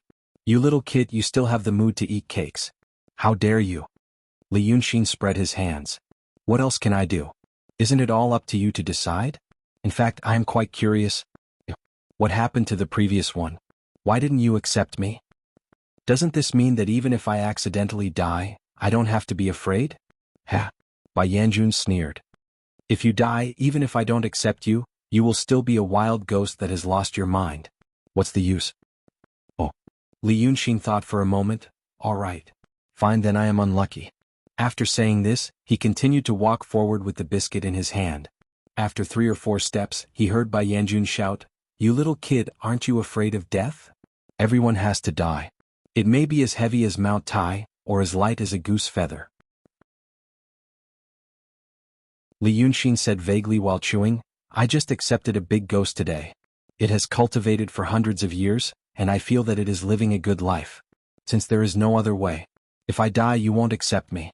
Then I will muddle along for hundreds of years and become a ghost king. At that time if I show my face, everyone will be afraid of me. Won't I be able to cultivate godhood and receive the power of wishes? What's there to be afraid of? The White Hell Lord, who was busy every day, would not tell him so much for no reason. Li Yunxin knew that he must have something to ask of him. This request seemed to have a condition that must be fulfilled, and that was, he must not die. This Bai Yanjun was a little silly. If he was the one doing this, the other party would definitely be filled with gratitude, and at the same time make a lot of promises. But not like now. In a flash, the White Hell Lord had blocked his path. This confirmed Li Yunxin's guess. The first time they met, Black Bai Yanjun said that he would not accept his soul, nor the souls of the people around him. He was afraid that the devil who killed the Sen Luo temple would cause more trouble. And Li Yunxin knew that to Black Bai Yanjun, the only difference between him and everyone else in this world was, his situation was very similar to that art saint. If that was the case, the devil they were talking about was most likely art saint. That senior was awesome, he actually brought him to the nether world. Li Yunxin stopped in his tracks. Ha! You are a scheming kid. Bai Yanjun said angrily, but don't think that I don't have a way to deal with you. It's just that I don't want to be distracted recently, and I don't want to trouble myself, so I won't bother with you. I know this. Li Yunxin said, so, since you stopped me again, do you have any ideas?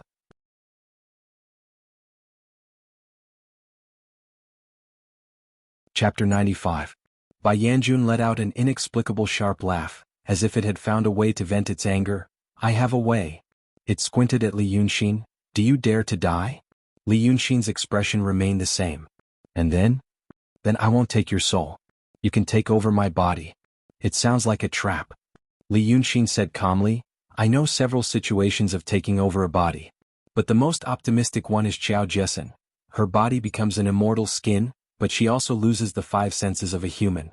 Not to mention rebuilding the snow mountain and ocean of Qi. Bai Yanjun laughed again, its voice full of malice. Why be a human? You can accept being a ghost, but can't you accept being a big animal? Li Yunxin sighed. Grandpa, I know I was wrong. Let's talk nicely. What's the matter? Bai Yanjun laughed again. You are indeed a big animal.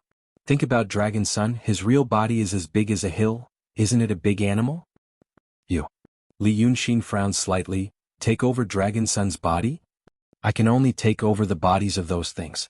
Bai Yanjun touched its tongue. Those, so-called divine beasts Humph, Dragon, Golden Winged Dapeng, Dragon Son, or Kiran. TSK. In my eyes they are just big animals. You should know that they are originally. When it said this, it seemed to feel that it had said something wrong, so it hurriedly stopped talking. Li Yunxin keenly noticed that this Bai Yanjun, the master of life and death of all things in the world, when it mentioned those divine beasts, that it called big animals. Its mood was not right. It was probably the kind of, hee you just have some stinky money, what's the big deal? Now your husband still has a mistress. A slightly sour taste. If it experienced this, it didn't seem to be a bad choice. But why? Li Yunxin asked humbly, what's the difference between snatching their bodies and snatching a monkey's? Where are they? Bai Yanjun smiled disdainfully. Everything in the world has a spirit. They were humans after all. Their bodies and souls were one. Without either, they would be incomplete and would suffer damage. Because of this, after seizing someone's body, they will lose their 5 senses and only have an empty body. As for those beasts that have yet to develop intelligence, how can they possibly contain such a delicate thing like a human soul? Li Yunxin frowned. That dragon, Qilin, and Rock. Weren't they originally beasts as well? Humph, what do you know? This could not be said. I don't want to tell you either. Bai Yanjun rubbed his tongue impatiently. You only need to know that when a person dies, only his shell remains. But when those big animals die, they have to leave an empty space. Leave an empty space? Li Yunxin couldn't understand what he meant. What empty space? Yamajun was unhappy again. He frowned. You're such a troublemaker. Empty is empty. If other things in this world are dead, they're dead. But this big animal died. Although its body is gone, there's still an empty space. It needs your soul to make up for the empty space. Hey, you'll know when the time comes. Hearing what it said, Li Yunxin pondered for a moment, and understood. He didn't know whether this Bai Yanjun didn't want to say it like that, or this world didn't have such a saying. Li Yunxin felt that the empty space in its mouth, if he replaced it with a word he could understand, was actually godhood. This so-called big animal seemed to be hiding a secret. Thinking of this, he felt more at ease. He respectfully saluted this Bai Yanjun. Jun Shang, please continue to teach me how to do it. So you're so useful to me, then I'll immediately kneel to you. Transformation seemed to make Bai Yanjun a little surprised. But after a moment of astonishment, she let out a shrill laugh. You little brat, you're really a wonderful person. You're really similar to the Devil King. Ah. Then I'll teach you. Listen carefully, I'll only say it once. If something happens to you at that time, even I won't be able to save you. He spoke quickly and his voice was sharp. But Li Yunxin was smart and remembered it after only one time. But after remembering it, he deliberately asked a few more questions. That Yamajun seemed to be impatient and only used words like, think about it yourself, to dismiss him.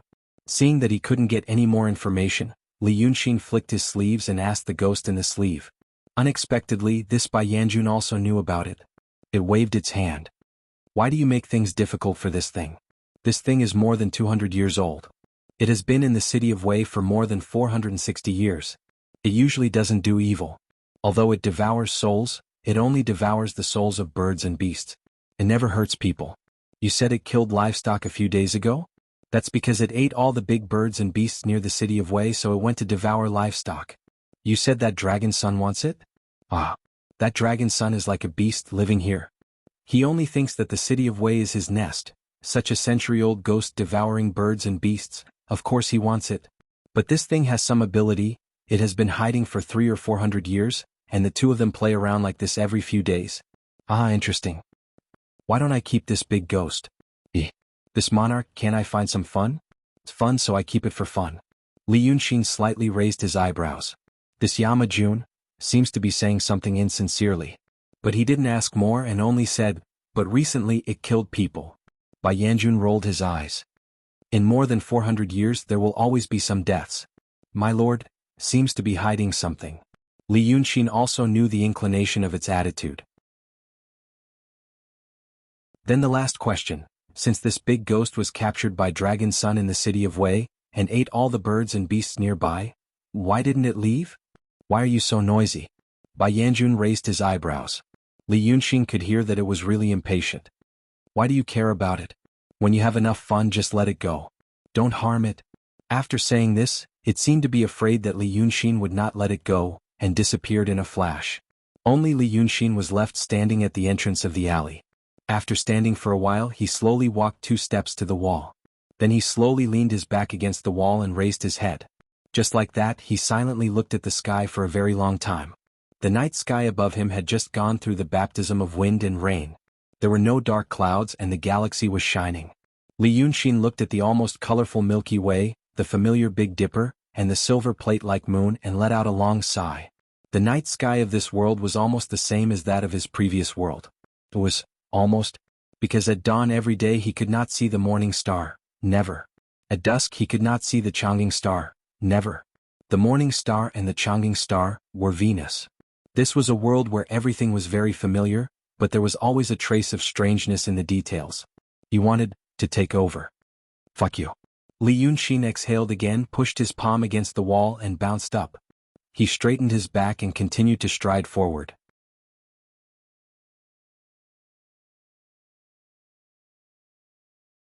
Chapter 96. When Lu Laodao returned home, he saw Brother Xn staring blankly at a bronze mirror. A bronze mirror was a rare item for Lu Laodao. As a man, he didn't need to dress up, so he naturally didn't need such an item. Moreover, it was a bronze mirror. The one Brother Xn was looking at wasn't the size of a palm, but the size of a pot. Such a large item must be worth a fortune. Laodao had now learned to pay attention to small details like Brother Xn, and he noticed that there was some fine white powder in the engraving of the bronze mirror. He immediately knew that it wasn't new, and there was no place to buy it at this time. It's so late, and Brother Xn has borrowed this bronze mirror from some girl. Brother Xn. Laodao had drunk a little tonight, but he had restrained himself, so he was only a little more excited than usual.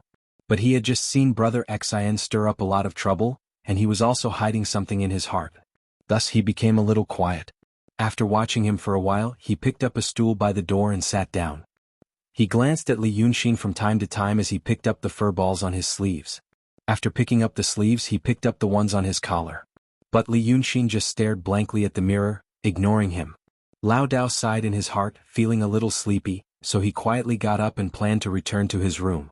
That was when he suddenly heard Li Yunxin mutter as if to himself, "Am I very handsome?" Laodao was stunned for a moment, but he understood what handsome meant. Just like how Brother Xn usually said, "so cool," and "so handsome." He knew that it meant he was expressing his approval. So he said, "Yes. Brother Xn is very handsome." Li Yunxin sighed faintly, "Yes. I think so too. That's why a handsome, humorous, understanding and promising young man like me can't die young. I'm only 14, can I use the word die?" Tiske. How could Brother Xn say that? Like most people in this era, Lu Laodao hurriedly spat a few times. How can you say that? Li Yunxin only smiled and looked at himself in the bronze mirror. After pondering for a while, Laodao sat down again and said in a low voice, "Brother Xn Laodao, I don't have much ability. You've been taking care of me these days.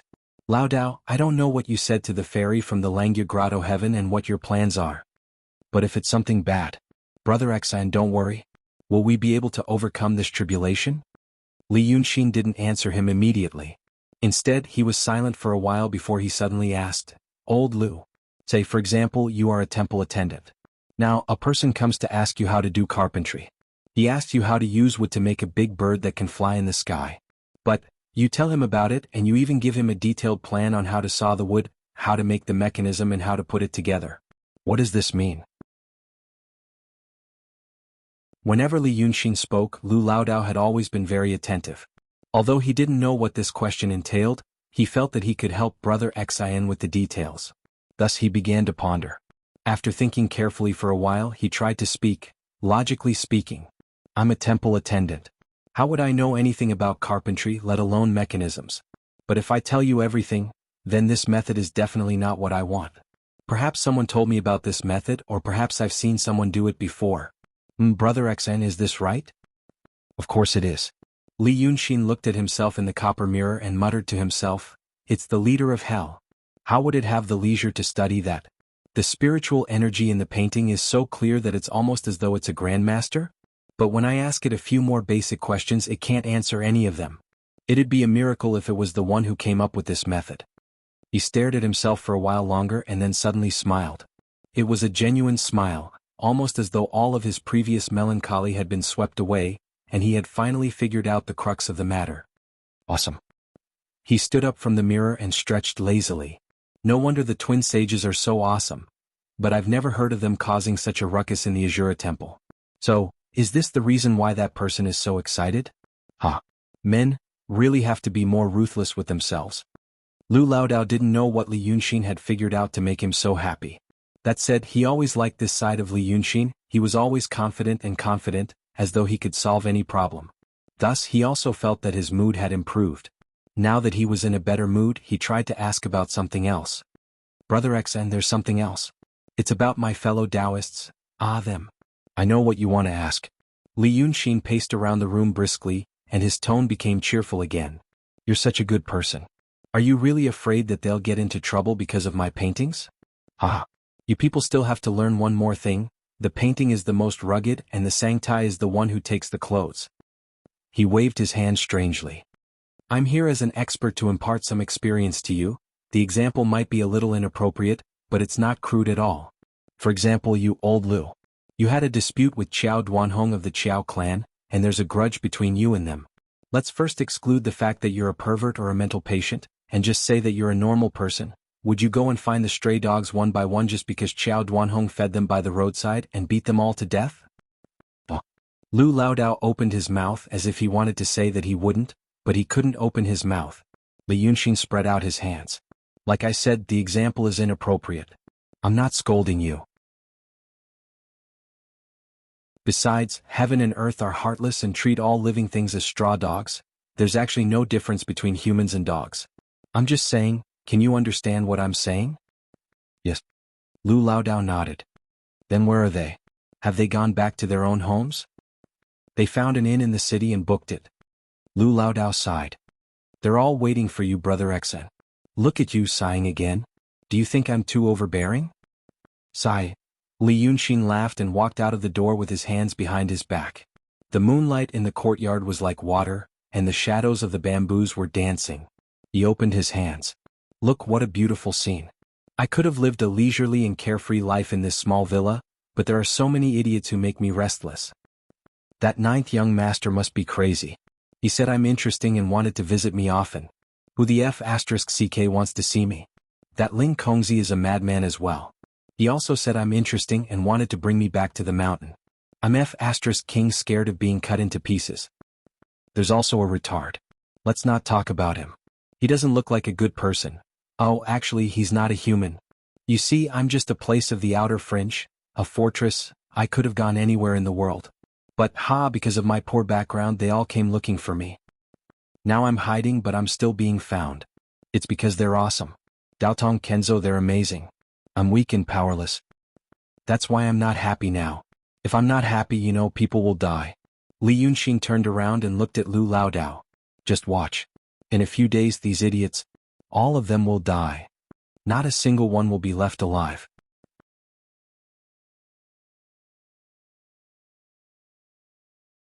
Chapter 97. His oath made Lu Laodao speechless. The old man looked at him standing in the moonlight, and a strange feeling rose in his heart. Brother Xian's situation was not right at all. He did not doubt that this mysterious master, named Li Yunxin, could do what he said. Li Yunxin had given him enough surprises. But he felt that Li Yunxin's words were too tragic and resolute. So much so that Lao Dao felt a little worried. He always felt that a person like Brother Xian would not stay by his side forever. One day when the wind and clouds gather, he will transform into a dragon and leave. He sighed in his heart. He spent the night like this. The next day when the sky turned white, Lu Laodao looked into Li Yunxin's room. Brother Xian seemed to have stayed up all night, drawing. He knew that Li Yunxin did not give him the paintings of the temples out of kindness. He must have his own plans. But after thinking about it for a night, he felt that what Li Yunxin said was right. Even if he had his own plans, it was still a good thing for the temples. The paintings of the prince and the dragon lady were still there in the front yard, and there were still people coming to worship them. They all said that it had the effect of calming the mind, and some people even offered 100 taels of silver for it. Brother Xian was in the transcendent state. Lu Laodao could not help but exclaim. He had heard of Taoist priests and swordsmen in the transcendent state, but who had ever heard of a painter in the transcendent state? After a while, Li Yunxin pushed the door open and walked out, with a roll of paper under his arm. Lao Dao also hurried out. Brother Xian, what are you doing today? He always felt that he was involved in a big event. This made him very nervous and worried, but he also felt a sense of excitement that he had not felt for many years. Li Yunxin handed him a roll of paper. It's all here. 37 copies. You go and divide it up for them and frame it for offering when you get home. You know what they do. Just tell him that I'll go for a checkup in a few days. Forget it. If he wasn't an idiot, he would know what to do upon seeing this painting. Well, when you're done, tell them to hurry back. I'm going out for a stroll. When Lu Laodao heard this, he suddenly felt his hands become heavy. Those were the 37 idols.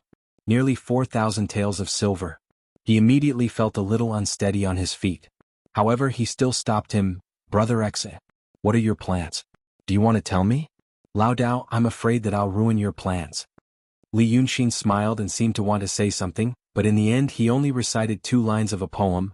I don't know the true face of Mount Lu, only because I am in this mountain. Have you heard of this poem? When Lao Dao heard this he only felt that it was good. But he couldn't understand the meaning of it. He could only shake his head. Brother X, and your poem? It's not my poem, it's a poem I copied. He patted Lu Laodao's arm hard and pointed at the paintings. Settle this matter, please. Although he said it casually, Lu Laodao could hear the seriousness in his words. He nodded seriously. Don't worry. The two went out together. Lao Dao went to the inn where the Taoists were temporarily staying, while Li Yunxin went out of the city.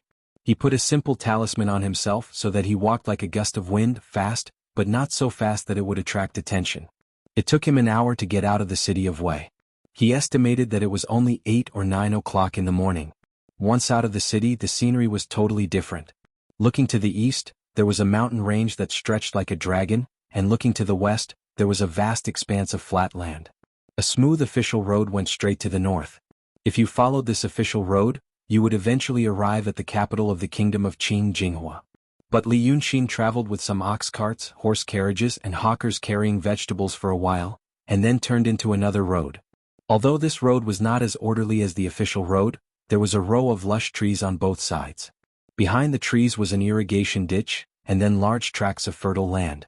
There were few people on this road, except for a peasant woman who held a basket of goose eggs tightly in her arms. She vigilantly watched him for a while, and then turned into another small road. So he was left alone and walked for another hour.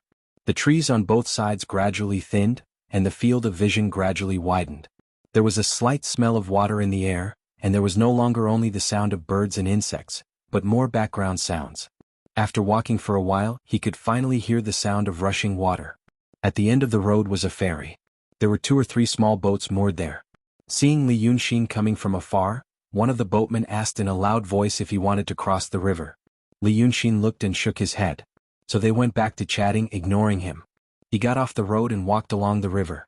There were thick reeds growing by the river and there was no river bank. He didn't know how deep the Wei River was, but it was very wide.